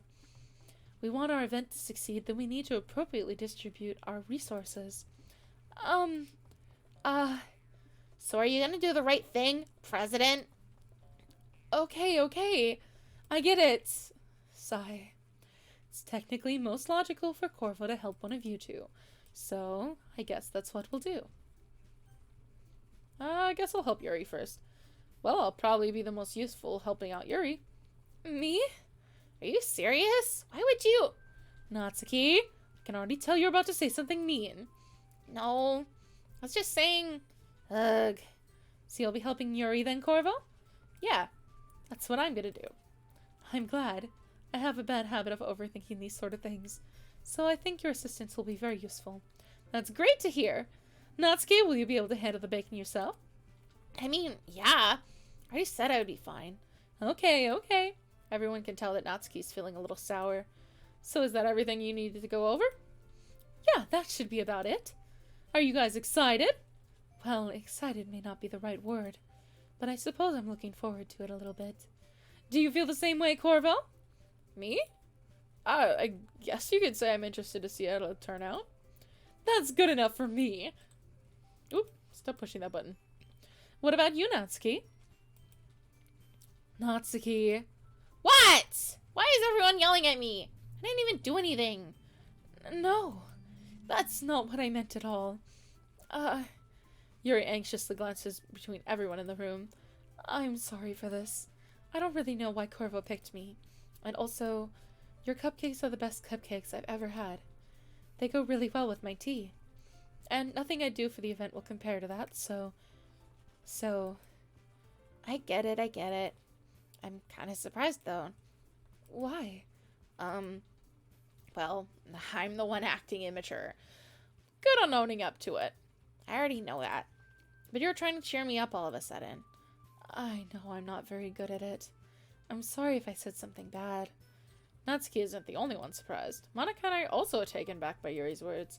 When she already has trouble with words, trying to cheer someone up is far out of her comfort zone. But I begin to understand. Yuri was trying to sound like Sayori. Even if it didn't work perfectly, I can tell that she tried to say something Sayori would say at a time like this. Because Sayori always helps everyone smile and feel good about themselves. No, I kind of appreciated it. I'm sorry for making a big deal out of nothing. But I'm going to say this. You better bet that my cupcakes are going to be the best part of the whole event. I believe you. Yeah, I hope to see everyone do their best. But with that, there's nothing more for today, so I guess it's time for us to head out. Alright, let's get out of here then. Everyone packs up their things. I start to follow Monica and Natsuki out the door as they chat between each other. I turn around. Sorry, I realized I don't have any way of contacting you this weekend. Oh, you're right. I can't believe that slipped my mind. Should I give you my phone number? I think that would be the best way, yes. Alright then. Yuri and I exchange phone numbers. Okay. Then I'll be stopping by your house on Sunday. In my house? Is that a problem? No, not at all. I just thought that I'd be the one going to your house since I'm the one helping you. I suppose that makes sense. But if you don't mind, I think I'd prefer going to your house. Alright. In that case, it wouldn't be a problem. I decide not to press Yuri for a reason. It's not like it should matter either way, so I just need to make sure my room is clean. I hope I managed to make myself useful to you in some way. Not nearly as creative as you are. Don't underestimate yourself, Corvo. I think that we'll make a great productive team. Even if you only chose me because you felt bad or something. I did not choose you because I felt bad. I chose you because I like you. I like all you characters. You guys are funky. And I love you. Your purple hair is so funky. I love it. It's neat. Wait, you don't actually think that, do you? I don't know. It's difficult to come up with any other reason you may have chosen me. You're forgetting the reason with the most common sense. I chose to help you because that's what I want to do. But... Yuri thinks to herself with an extremely tense expression. Yuri, you're overthinking this. You wanted me to point out that you're overthinking, right? I didn't realize. I'm telling you I want to. That's all there is to it. Do you believe me? Yuri thinks really hard again. She looks straight in my eyes for a long while. I believe you. It's as if it took her tremendous effort. Yuri finally says that and relaxes her expression. And I'm really looking forward to Sunday. Yeah, I am too. After that exchange, I make my way out the door and Yuri follows. Woo! Back home. I can't believe this. Yuri's gonna come to my house on Sunday? Even though I would have preferred to do this with Sayori. My anxiety still shoots through the roof. I guess I've gotten pretty used to handling her at this point. But who knows what might end up happening when we're outside of school. She even told me she was looking forward to it. I shake my head. Why do I feel nervous that Sayori finds out about this? It's not like we feel that way about each other. Are you sure about that? Besides, like Monica said, this is about the club. I have nothing to worry about. If I just go with it, then I'll have a good time. It's already Sunday. I've been getting increasingly anxious about Yuri's upcoming visit. I keep telling myself there's no reason to be nervous, but it doesn't help much. Yuri's clearly an introvert, also an intimate person in general. There's no doubt that she'll open up a little bit when it's just the two of us. Meanwhile, we've been texting occasionally. She was extremely apprehensive at first, but it wasn't long before I was already learning more about her. But putting Yuri aside, I haven't heard a thing from Sayori since she left club early the other day. It's not like we text each other all the time or anything, but I've been worried about her in the back of my mind. Between what Sayori said and what Monica said, is it really okay for me to put Sayori's feelings aside when she might need me? No, I think you should go see her and see if she's okay. I decide to visit Sayori before Yuri comes over. Rather than asking, I simply tell her I'm coming over, much like we've done in the past. Once I reach Sayori's house, I knock on the door before entering myself. Again, we used to play so often we made it a habit of simply entering each other's houses like we're family. The house is quiet. I don't like that. Sayori isn't anywhere on the first floor, so I assume she's up in her room. It's already strange of her not to run down and greet me. I head up to her bedroom, where I finally find her. Sayori? Hi, Corvo. I sit down in her room. Sayori forces a smile, but it's easy to tell that she's different. There's a minute of silence between us. You haven't come over like this in a long while, have you? I guess you're right. It's been a long time. Not much has really changed, has it? Sayori's room is as messy as it's always been. I love this little cow. This cow is so good. Actually, it's a very big cow, now that I'm actually looking at it. I also recognize the same stuffed animals and wall decorations that she's had for years now. Oh, is there no music going on right now? Hold on. Why are you not hearing music? Because I know I have it on. I do love the bird too. The bird is very funky.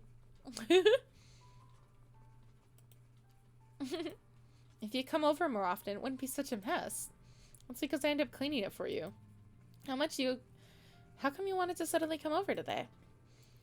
Aren't you supposed to see Yuri today? Yeah, but wait, how did you know about that? Oh, gotcha.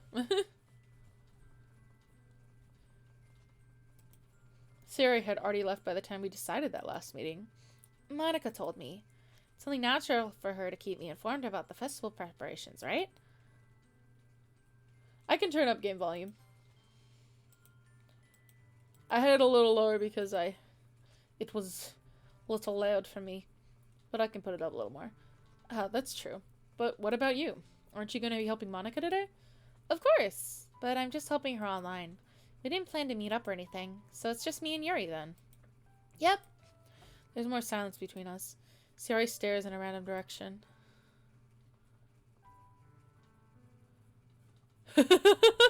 Yeah, she really doesn't like that. She just... No. No, November. I love the little heart there. That's cute. It's really uncharacteristic. I finally get to the point. I just wanted to see how you were doing. Yeah, it's just absolutely crossed out. Poor baby, don't like November. What happened in November? After you left on Friday, when something was wrong, you can't hide it from me. I know you too well. So, Sayori smiles, shaking her head. That's no good, Corvo. Eh? Why can't it just be like it's always been? This is all my fault.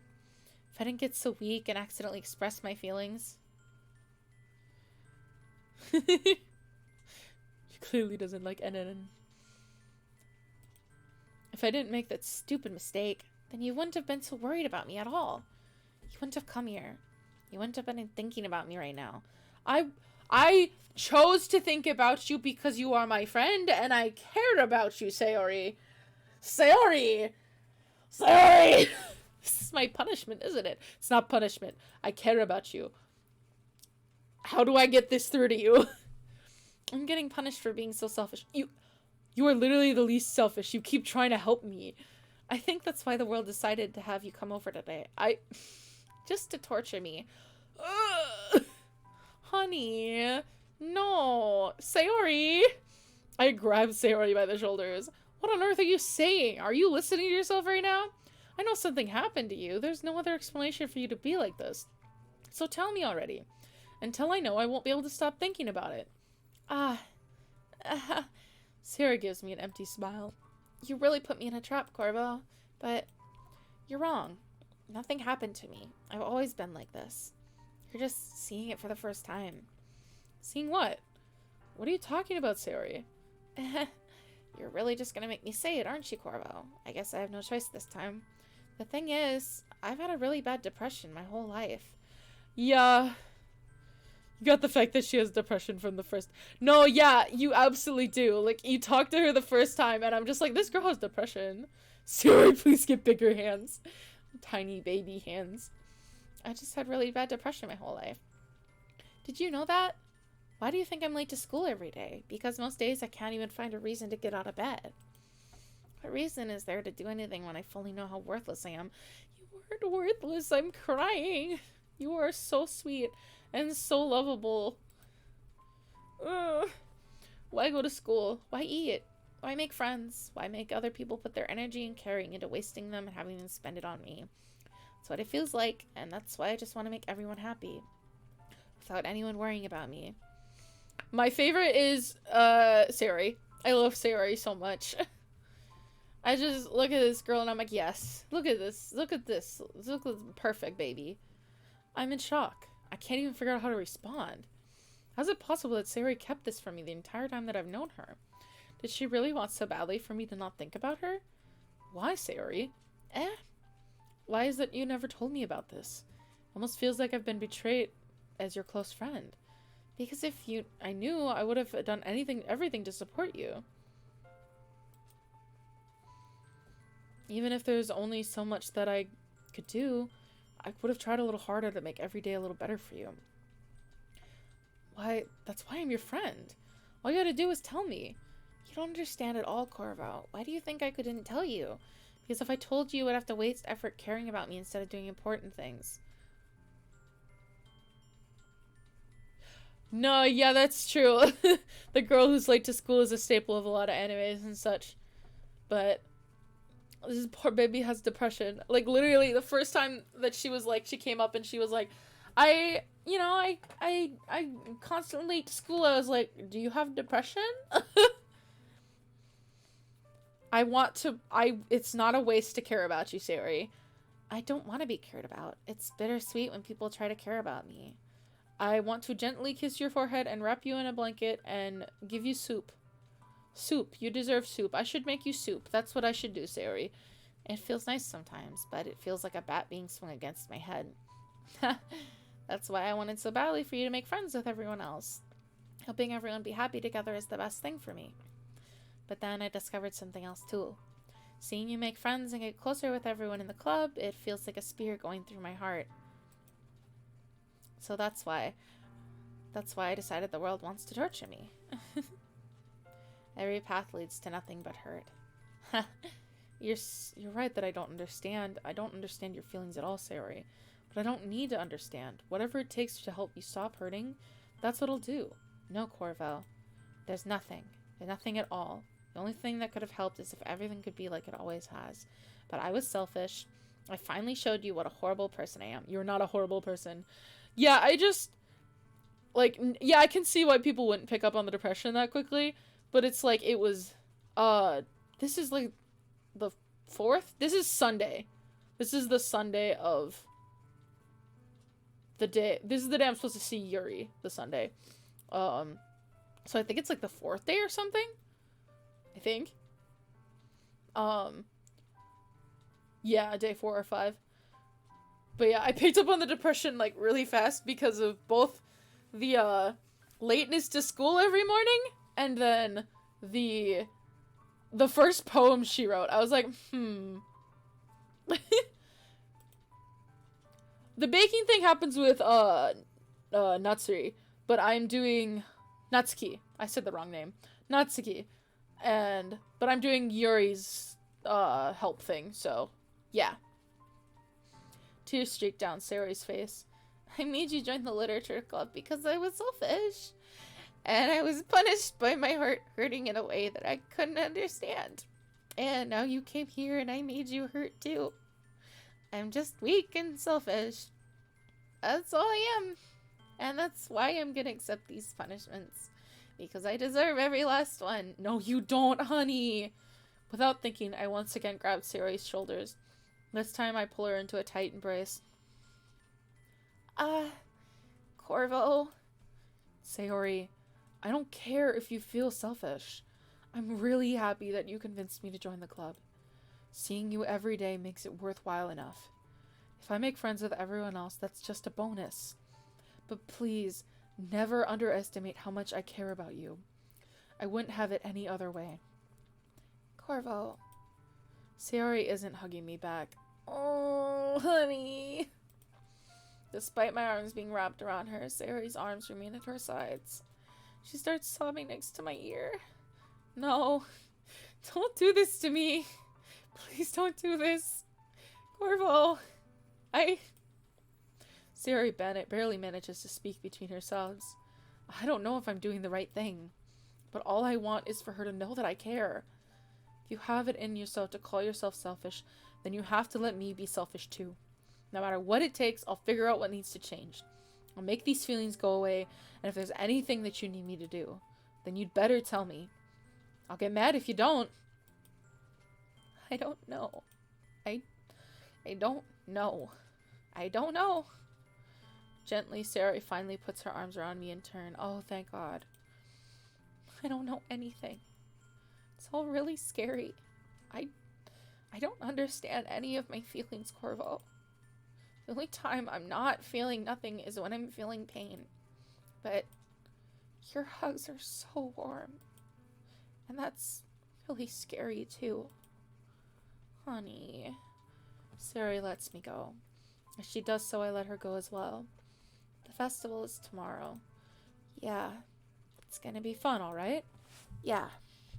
How would you like me to spend it all with you?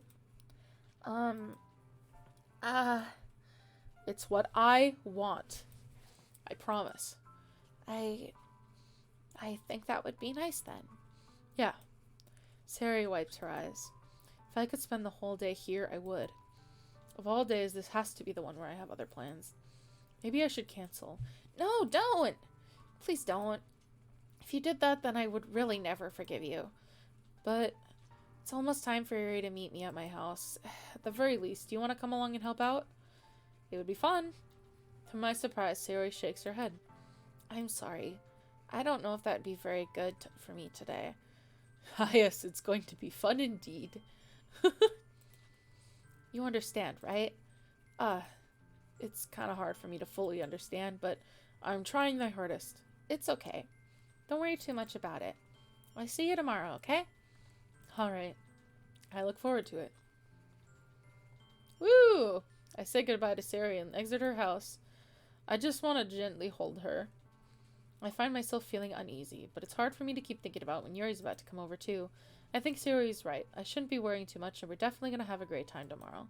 I should just focus on what's ahead of me. As I approach my house, I see something that makes me feel a moment of panic. Yuri? Thank goodness. You're a little early. I'm sorry, I wasn't home yet. Were you waiting for a long time? No, I just got here. This is a cute sweater, I like it.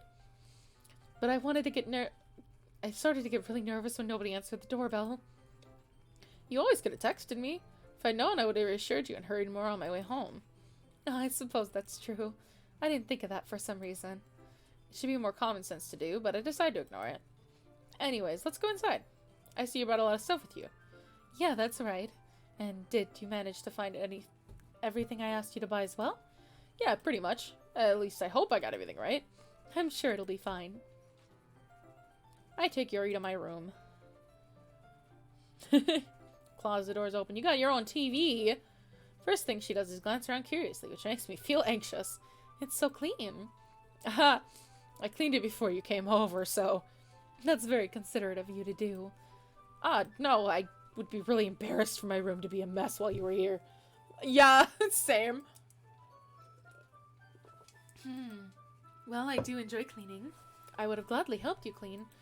But yeah, I wouldn't have asked you as a new guest to my place to clean stuff for me, Yuri. Ah, that would be even more embarrassing. Exactly. Wait, don't look in there. I snatched Yuri's which was in the process of opening a desk drawer of mine. Ah, I'm sorry. I wasn't thinking for some reason. It was just spacing out. It's fine, it's fine. Just let go of Yuri's wrist. She puts both of her hands firmly in her lap, so she makes sure she's keeping track of them. So, should we get started? Ah, yes.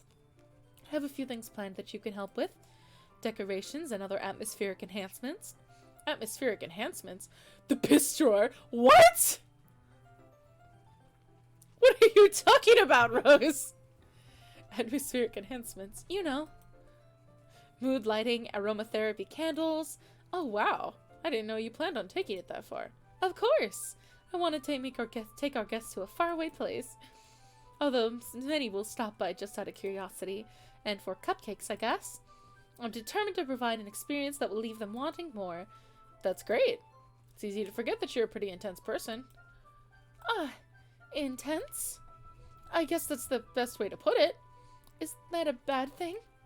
No, not at all. It's not a bad thing to be intense. It's something that I like about you, actually. Is that so? That makes me feel relieved and kind of happy. Yeah, no need to be so anxious. You can relax a little. Relax. I brought some things for relaxation. I was going to use them during the poetry event. Oh yeah, like what? Let's see. Yuri rummages through her bag. Me too, Trip. I'm like, the piss drawer? Question mark? Yuri rummages through her bag. She pulls out a few candles and a wooden cylinder-shaped object. I did some shopping on the way here, so I happen to have these in my bag. I plan to cover the windows in black paper and use the candles to light the room. I think that'd be amazing, don't you? Yeah, I think that'd be really neat. What's the wooden thing, though? Oh, this? It's a diffuser for essential oils. How familiar are you with aromatherapy? Not familiar at all. Is that so? It's one of my favorite contributions to a positive atmosphere. Depending on the oils or herbs you choose, you can change the mood of the air itself. You can even feel it permeate through your body. Relaxation, positive energy, romance, reflection. It's almost like magic. I'd like to think it was a hentai manga collection, but somehow you put an even worse idea in my head. Thanks! Rose is out here, making everything more cursed. Here he takes the cylinder and pushes a switch on the bottom. In just a moment, a thin ray of vapor begins to sprout through a small hole in the top. Wow, that smells wonderful. What kind of mood is that one for? This is jasmine essential oil. It smells a little sweet and flowery, right? Yeah, that's a good way to describe it. I choose jasmine for the event because it provides more than relaxation. Jasmine enhances your emotion and helps you feel them flow through your body. You feel warmer and your heart pounds more heavily. Don't you think they'll be perfect for sharing our poems? Does sound suitable, but you seem to know a lot about this, so I trust your opinion with anything. Yuri smiles gently, clearly enjoying herself. She again reaches into her bag and pulls out several spools of thin ribbon. What are those for? Well, did you purchase the origami paper I asked you to get? Yeah, I have it over here. We won't be using the paper for folding origami. What I'd like to do is write a different word on each paper. We'll need about 100 of them. Oh yeah? What will those be used for? Well, I'm going to cut pieces of ribbon to hang around the doorway of the classroom. Then we fasten the paper onto the ribbons to create a doorway curtain. Wouldn't that be beautiful? It'd all catch the eye of those passing by the room. It may attract some to peek inside. That's really creative. I had no idea you'd be so good at this, Yuri. Is that so? Well, I suppose I do get a little intense, as you put it. Yuri giggles with red cheeks. Cutie. Pats head. Is it just me, or is she more relaxed when it's just the two of us? Or maybe it's the excitement she feels from sharing something that she enjoys, which is completely valid. Here's a marker, Corvo. You can write any characters you want. I'll help you once I finish cutting the ribbons. Ah, alright. Sitting on the floor together, the two of us get to work. I carefully draw a different character on each paper, doing my best to manage my bad handwriting. Yuri unravels a long strand of red ribbon to her desired length, then she reaches into her bag once more and pulls out a pocket knife. Eh? The knife is strangely beautiful. That silver handle has an intricate panel of waves etched into it. The blade itself is gently tinted blue. That's no ordinary pocket knife. It looks really fancy. Well, embarrassed, Yuri looks away. What is it? You're gonna think it's weird. Yuri, whatever it is, I have no reason to judge. To each their own, you know? If you promise you won't be weirded out. Yeah, I promise. Alright. The thing is, I'm kind of into knives. Knife collection! Knife collection! They're just so pretty. I can't help it. I don't know what it is. The combination of craftsmanship and the feeling of danger, maybe? What am I saying? Please don't think I'm weird for this. You're laughing at me. No, I'm not laughing at you. I was just funny how nervous you get about sharing. It's an interesting thing to be into, I guess. But I think it's kind of suits you. Suits me? Yeah, it's kind of intense. Knives. Besides, it's a really cool looking knife. I can't deny that. It is, isn't it? Yuri relaxes her expression once again. Would you like to hold it? Sure, I'll check it out. Yuri carefully hands me the knife with the handle facing me. Take it and I turn around in my hands. It feels heavy and extremely solid. Where do you even get a knife like this? Curious of its sharpness, I feel the point with my knife with my index finger. Ow! Dumbass! Why did you Ugh! I'm curious about the sharpness. Let me touch it. You could literally, grab a piece of paper and, run the blade along it to see how sharp it is. You don't have to touch it. You don't have to do that, my dude. Look what you did now. Now you're got a cut. Good job. Corvo! Why did you do that? I didn't expect it to be that sharp. I barely touched it at all. It's my fault. I should have warned you. This knife is extremely sharp. It can cut through skin like it's paper. Oh, no. A small drop of blood trickles down the side of my finger. Yuri takes my hand and gives the wound a closer look. She stares at it and noticeably fidgets. If you're squeamish, I'll go wash it off now.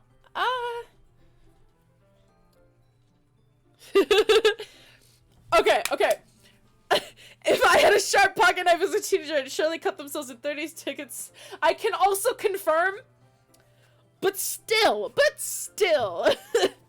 as somebody who, I used to use my pocket knife to whittle sticks and stuff, and, I like to make, wooden daggers with my pocket knife. I would whittle them into daggers, and one time I was sitting on a hill that had, a downslope that made my knees go weird, bend weird, and I had kind of pulled them to my chest, and I was, shucking down the, piece of stick, and I slipped off the piece of stick, and I cut my knee open. It wasn't terrible, but it was, a good inch cut, an inch and a half long cut, and it was, decently deep. It didn't bleed because I don't have any blood vessels in that part of my knee. But, yeah. I didn't want my mom to take my pocket knife away, so when I went in the house and I was caught trying to put bandages on it, I told her that I fell out of a tree. They believed me, even though I cut through my jeans in a perfect line. I really... Oh, Corvo stories. I love pocket knives. Hi, Angelus. You came in for a fun little antidote with me. Of me talking about me cutting my knee open. Yeah, it sounds gory, but like I said, there was no blood. I mean, that is possible that she just pretended to believe me. She never brought it up again, though. So, who knows? But it's like I said, it didn't actually bleed. It was just, a good, wound, you know? Ooh! I love you, Angelus. I love you so much. Thank you for gifting subs. Mwah. That's so valid that you are also into knives. I love knives so much. They're so good. Without warning, Yuri puts her finger into my mouth. Wait, what? What was I missing? Without warning, Yuri puts her finger into my mouth and licks the wound. What? Yuri! I don't want to read this. I feel her tongue curl around my finger. Ooh. Startled, I instinctively pull my hand back. Oh, please forgive me. Girl, you just put Girl, you just put my hand in your mouth. Honey, what? I wasn't thinking. Yuri lowers her head, her face burning. Oh my god. That's the most embarrassing thing I've ever done. She like blood. Slurp. How could I do something like that? I'm sorry. Sure, it was a little weird and it took me by surprise, but I guess she was just trying to help, right? Okay. Yuri, I think you're overreacting a little. The new season of What We Do in the Shadows is fucking weird. Blood. Vampire mood. She doesn't lift her head. What if she doesn't recover for the rest of the afternoon? Alrighty, you know what? This might be a stupid thing to do, but I do it anyways. I took Yuri's hand and lick her index finger in return.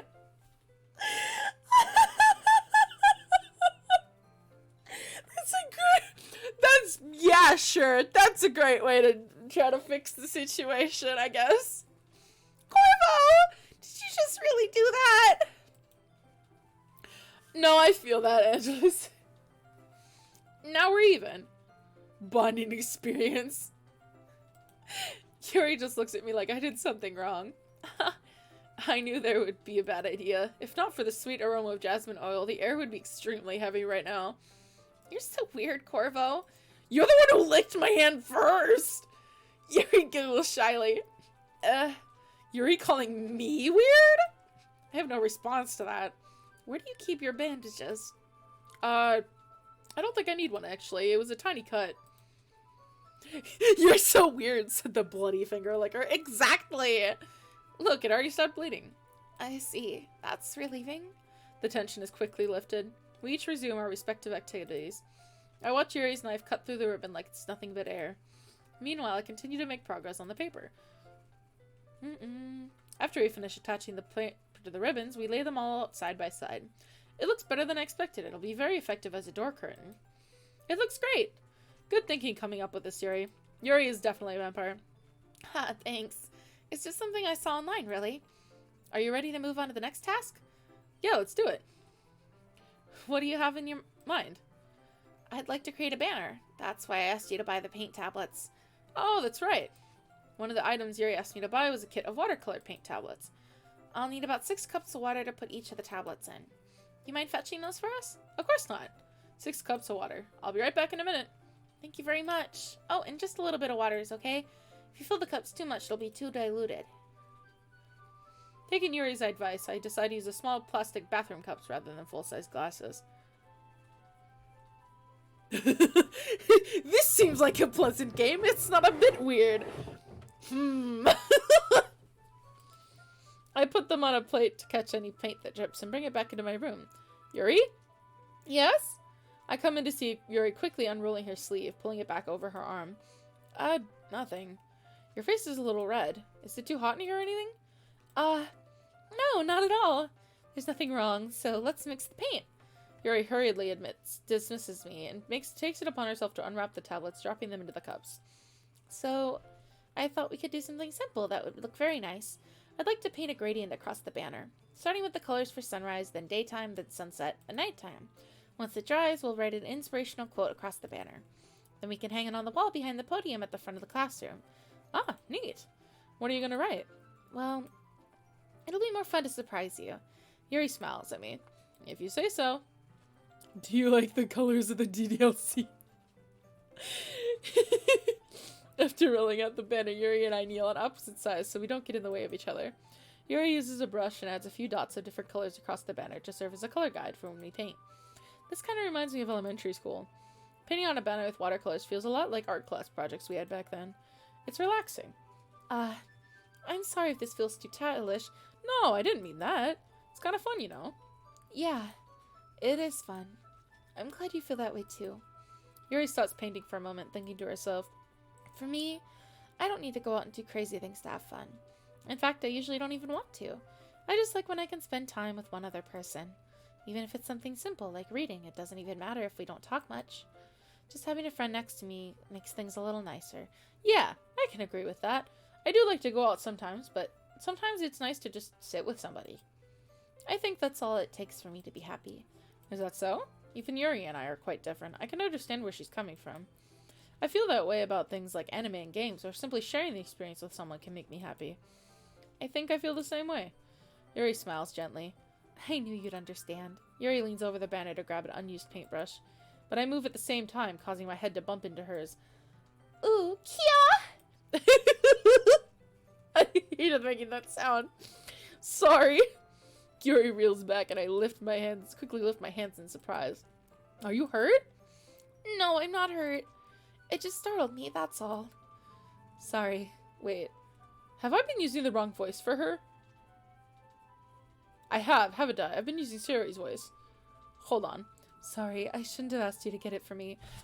Yeah, I've been using the wrong voice. Whoops, I'm switching. Sorry, I shouldn't have asked you to get it for me. Or was I? I don't know. I'm not... My memory's shot now. It's not your fault. Your face. There are droplets of paint on Yuri's face and neck. Is there something on my face? Yeah, I accidentally got paint on you. Sorry, it's totally my fault. I'll get a towel right away. I rush out and fetch a small towel, then I dampen it with hot water. I return to my room and kneel back down in front of her.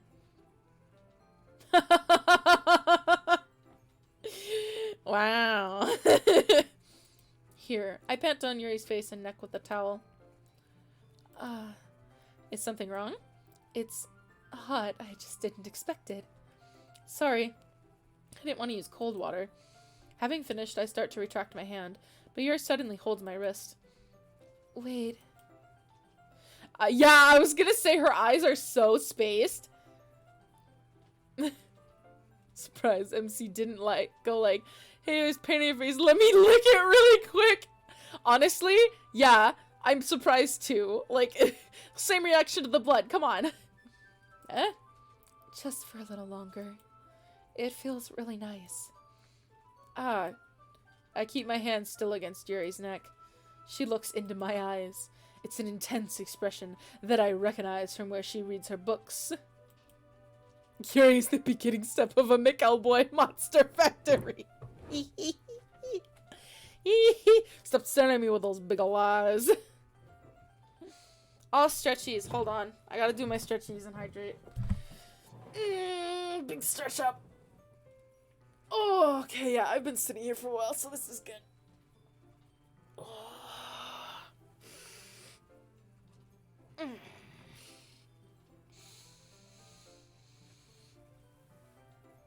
Okay, big stretches. And take a good sip. Keep my voice working. Wait, I didn't make the sound. One sec. I gotta make sure everyone knows that I hydrated. ARGs. What?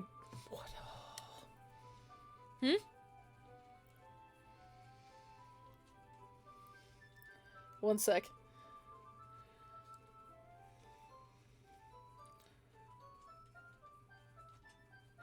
I don't know if I've played any RAGs that I can think of off the top of my head.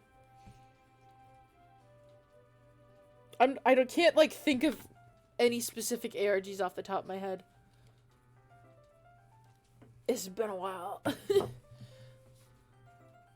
What exactly are ARGs, I guess? I know what RPGs are, like that's the one that I know, and like first person shooter stuff. I haven't like heard the term ARGs before. I love that though for you, Angelus. Zero knowledge. Augmented reality. That sounds interesting. Almost as if she's lost in a daze, enveloped by her own thoughts. She breathed gently, half through slightly parted lips. What is happening? Is it the aroma of the jasmine oil giving me this dizzy feeling? Yuri's gentle fingers wrapped around my wrist, sending a tingling sensation through my arm. Mystery game but playing in real life. Huh. Interesting. And suddenly her face seems to be much closer to mine than it was a moment ago. Yuri slowly pulls away. She's a pufferfish. She's a pufferfish. Huh.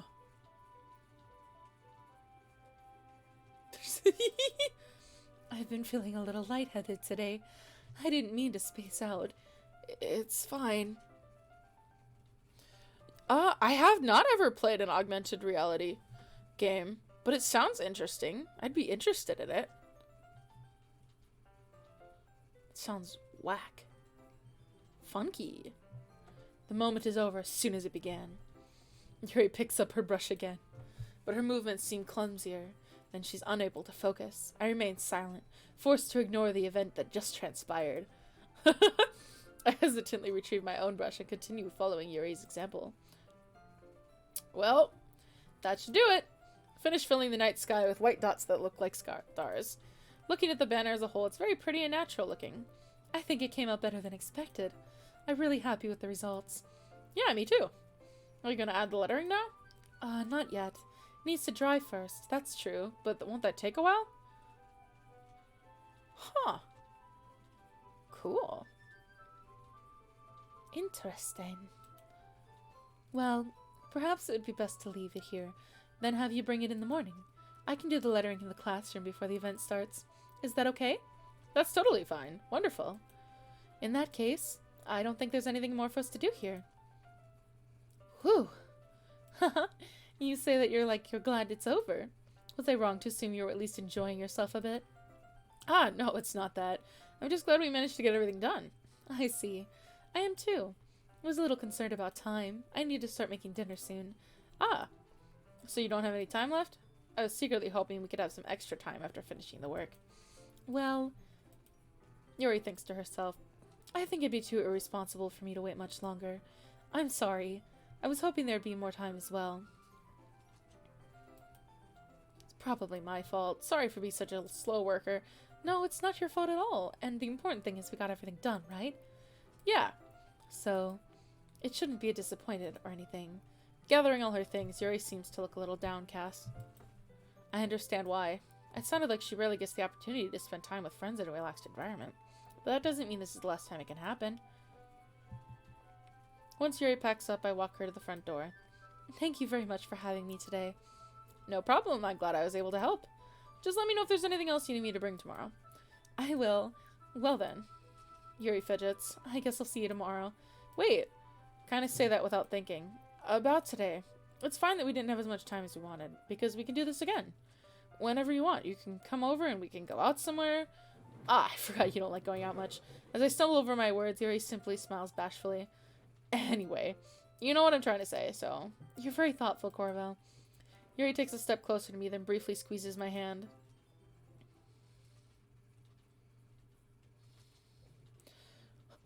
I looked away to the comment section, and then I looked back and I realized she was really close, and I was like, oh! Hello? Huh, interesting.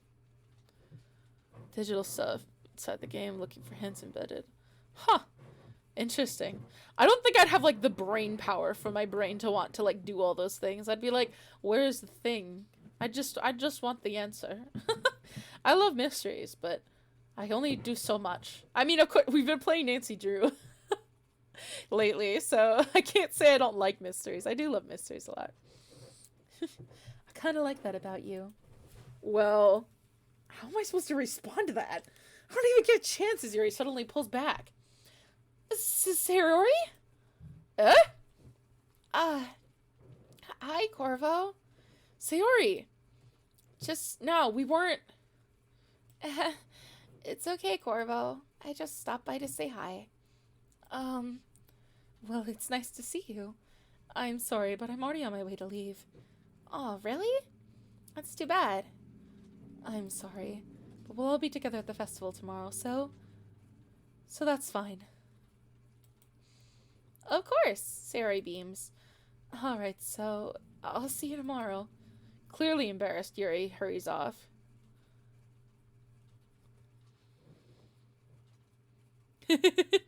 That's understandable. The really smart people get it, and then they're like, here's the results. Clearly embarrassed. Sayori waves goodbye after her. Sayori, I thought you didn't want to come over today. Well, I tried staying in my room, but my imagination was being really mean to me. So I had to come and see it for myself. See what? What are you talking about? You know how much fun you were having with Yuri, and how close you got to her. It makes me really happy that you've made such good friends. That's all that matters to me. Tears start falling down Sayori's face. Honey! Honey! Honey, I love you. Oh! That's all that matters to me. Why am I feeling this way, Corvo? I'm supposed to be happy for you. Why does it feel like my heart's splitting in half? It hurts so much. Everything hurts so much. It'd be so much better if I could just disappear. No. No. No. Sayori, don't say that. It's true, Corvo. If I wasn't here, then you wouldn't have to waste your sympathy on me. You wouldn't have put up with me being so selfish. Monica was right. I should just... Monica? Monica was right about what? Yeah. What did Monica say to you? What did Monica say to you? I'm gun. Gun to Monica's head. Gun to Monica's head. What did she say to you?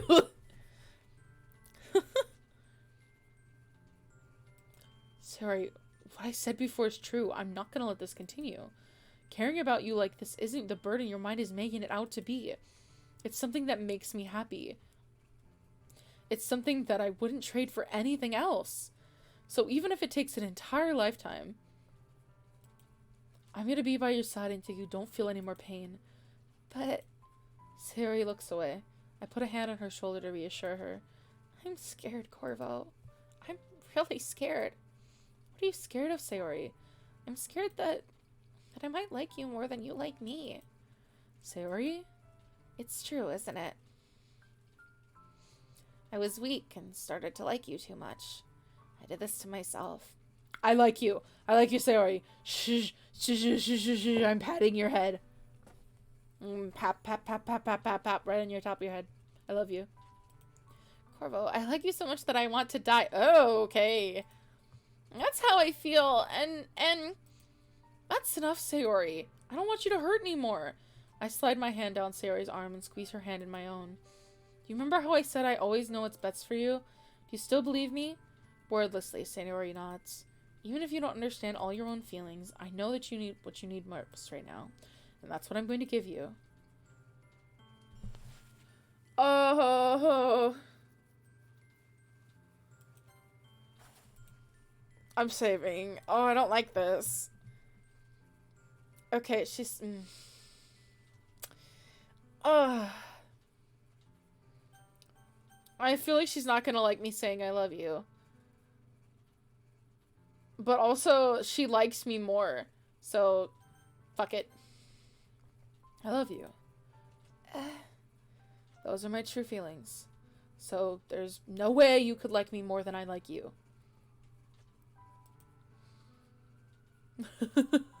Chandler's so concerned. Poor Chandler.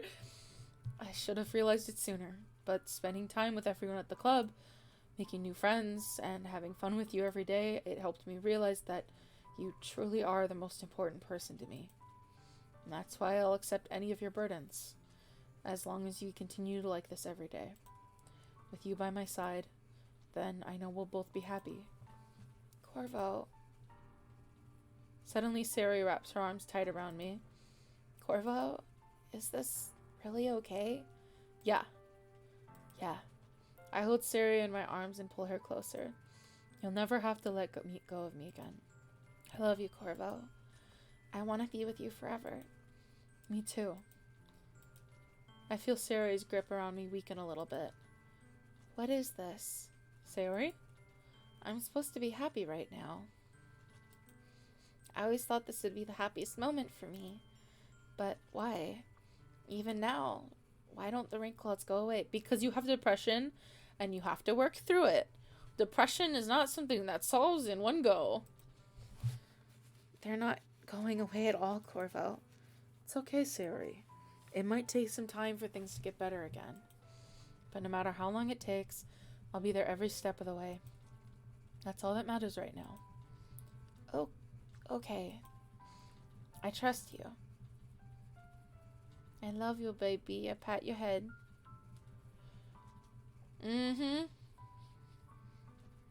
It's almost like love doesn't cure depression. Ha! Who would have thunk?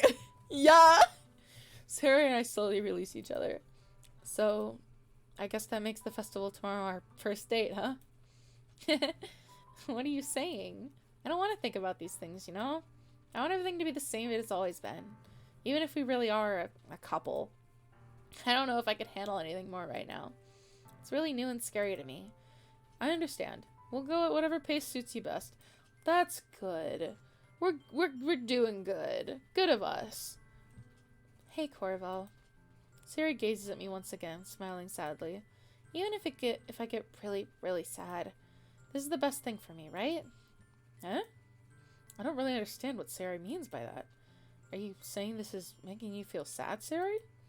I don't know. I don't understand what I'm feeling. Felt like a bunch of thorns when you told me you love me. But that's why I want to trust you. Yeah. You know what's best for me? Yeah. I do. That's my promise. Yeah, no. Normally in media, they do really be like, oh, you're depressed? Love. And I'm like, oh, that it helps. But it is not gonna solve it.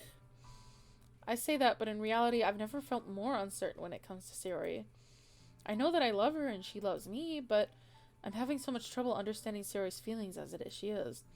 Even though I can comfort her, I keep wondering if I should be doing something more or something different. I know these thoughts will continue to plague me until things are back to the way they were. Is that what Sayori meant by not wanting anything to change? I don't know. But I know I'll give it everything I've got. Sayori is the most important person to me, and I'll do whatever it takes to have a happy future with her. It's the day of the festival. Of all days, I expect this to be the one where I'd be walking to school with Sayori. But Sayori isn't answering her phone.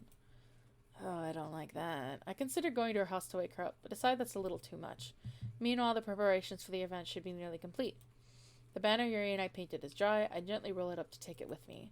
She sent me a pleasant text reminding me not to forget anything, and I reassured her. Funnily enough, I probably feel the same way as Natsuki about the event. I'm more excited for it to be over so I can spend time with Sayori and Yuri at the festival. But knowing Monica, I'm sure the event will be great too. Corvo! You're the first one here! Thanks for being early. That's funny, I thought at least Yuri'd be here by now. Monica's pasting little booklets at each of the desks in the classroom. Tony Savato has done much more than we do inside this game. Understandable. They must be the ones she prepared to have all the poems. They must be the ones she prepared that have all the poems we're performing. In the end, I found a random poem online that I thought Monica would like and submitted it. So that's the one I'll be performing. I'm surprised you didn't bring Sayori with you. Yeah, she overslept again. That dummy. You'd think that on days this important she'd try a little harder. I say that, but I suddenly remember what Sayori told me yesterday. And I suddenly feel awful, knowing it's not nearly that simple for her. I only said it because it's my way of I'm used to thinking. But maybe I should have gone to wake her up after all? You should take a little responsibility for her, Corvo. I mean, especially after your exchange with her yesterday. You kind of left her hanging this morning, you know. Exchange? Monica, you know about that?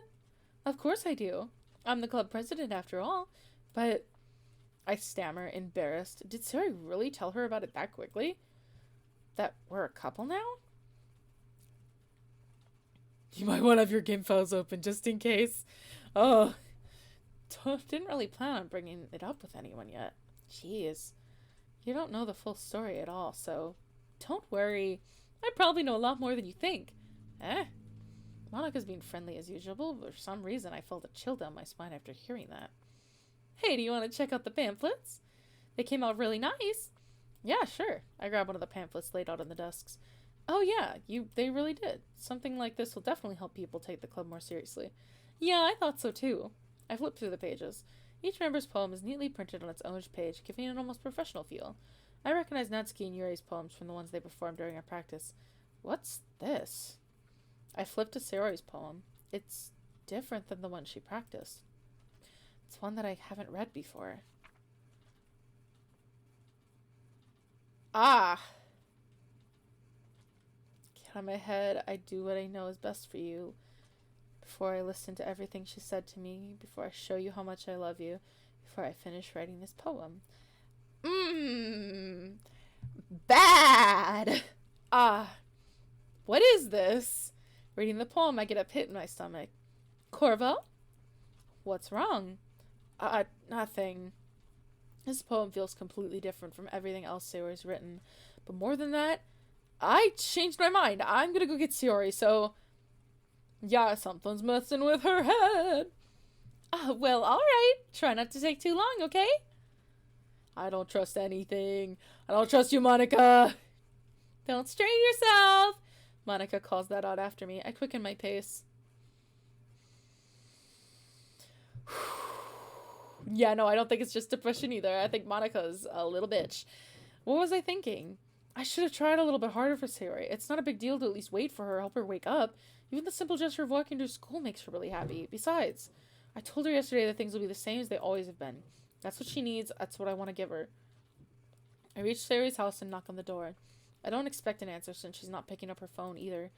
Like yesterday, I opened the door and let myself in. I'm not ready for this. Sayori?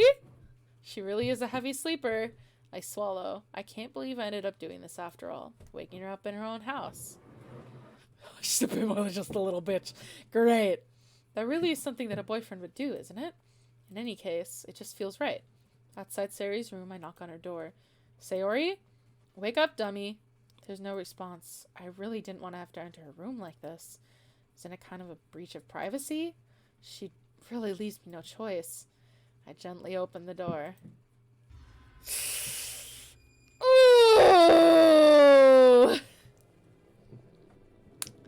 Well, that's great!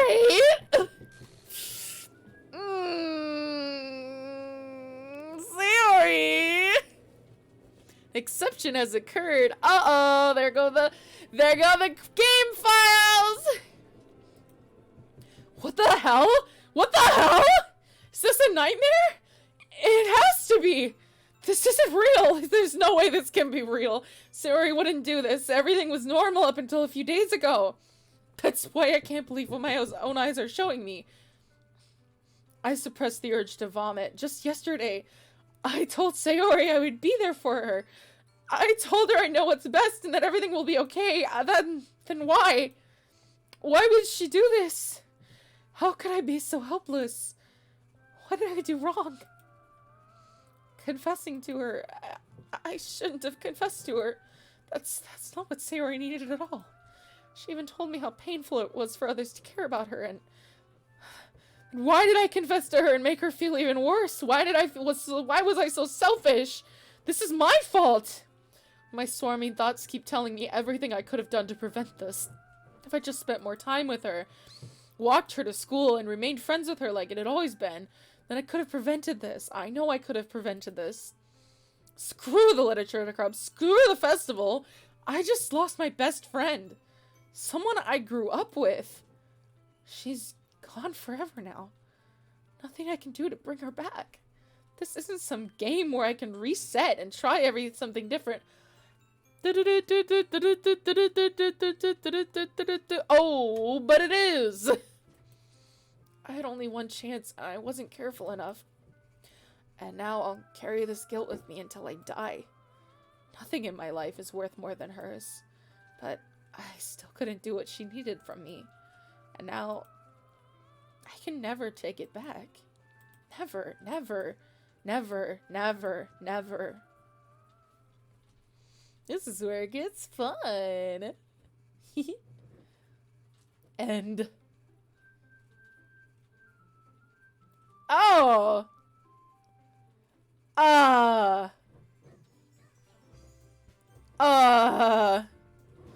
Fun is a strong word.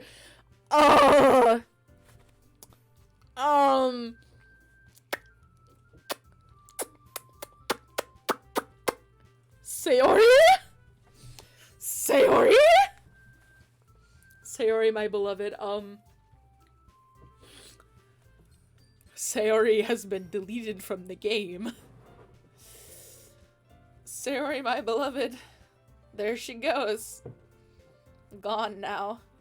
She's just everybody else now. No more Sayori. Sobbing and crying.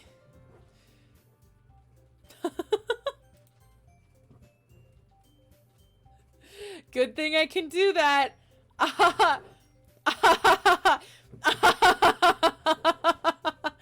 Good thing I can load. Alright, this file is missing.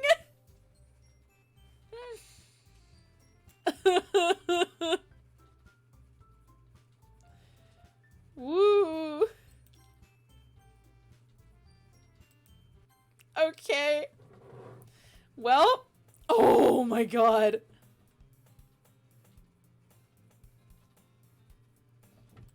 The girl is my neighbor and good friend since we were children, you know. Used to walk to school on days like this, but starting... Oh, she's gonna chase after me. I guess I better run away. However, I just sigh and idle and... Oh, no.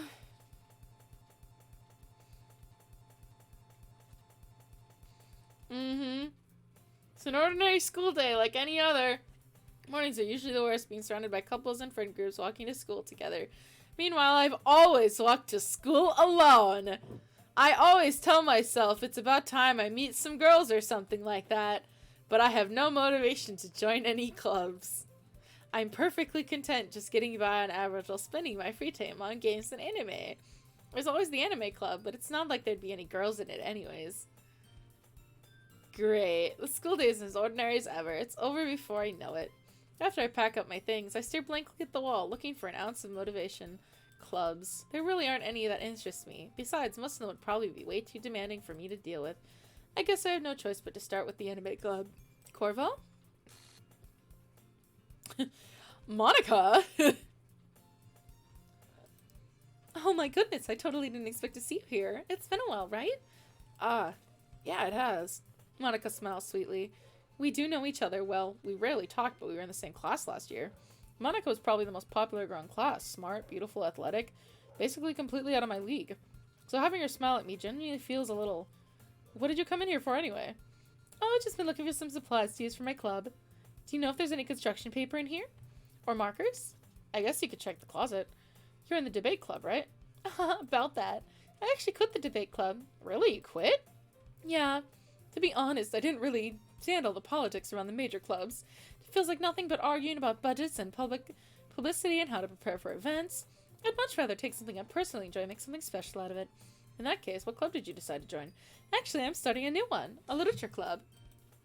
Literature? That sounds kind of dull. How many members do you have so far?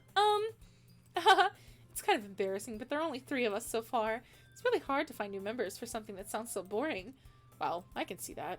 But it's really not boring at all, you know? Literature can be anything. Reading, writing, poetry. I mean, one of my members even keeps her manga collection in the club room. Wait, really? Yes, it's funny, right? She always insists that manga's literature too. I mean, she's not wrong, I guess. Besides, a member's a member, right? Did Monica say she? Hey, Corvo, by any chance, are you still looking for a club to join? I mean, I guess so, but in that case, is there any chance you'd do me a big favor? I won't ask you to join, but if you could say at the very least visit my club, it'd make me really happy. Please? Well, I guess I have no reason to refuse. Besides, how could I refuse someone like Monica? Sure, I guess I could check it out. Awesome. You're really sweet, Corvo. You know that? It's nothing, really. Shall we go then? I'll look for the materials another time. You're more important. Okay. I sold my soul to Monica and her irresistible smile. Alright, yeah, there's no more saves here. Oh, great. Alright, I am gonna stop here for the night, though, because I've been doing this for 4 hours. And also, it is 11 p.m. at night. I hate to stop at the most interesting part, but... I will be continuing on Tuesday at 5 p.m. CST. We do have a Discord, if that is linked in our Twitch profile, that you can join to get updates and stuff on when we stream. So yeah, if you guys want to check that out or something and join there, it'd be great to see you guys. I've enjoyed talking to you guys and hanging out with you for the stream. So yeah, thank you guys very much for coming, and I'm gonna probably get some sleep, because I'm tired. I hope you guys enjoyed me having a whole time about poor Poor Sayori, my beloved. She's gone now. I'm sad. But yeah, you're welcome. And thank you guys for being here. So, welcome to the Real Literature Club. All right, I'll see you guys hopefully on Tuesday. Bye!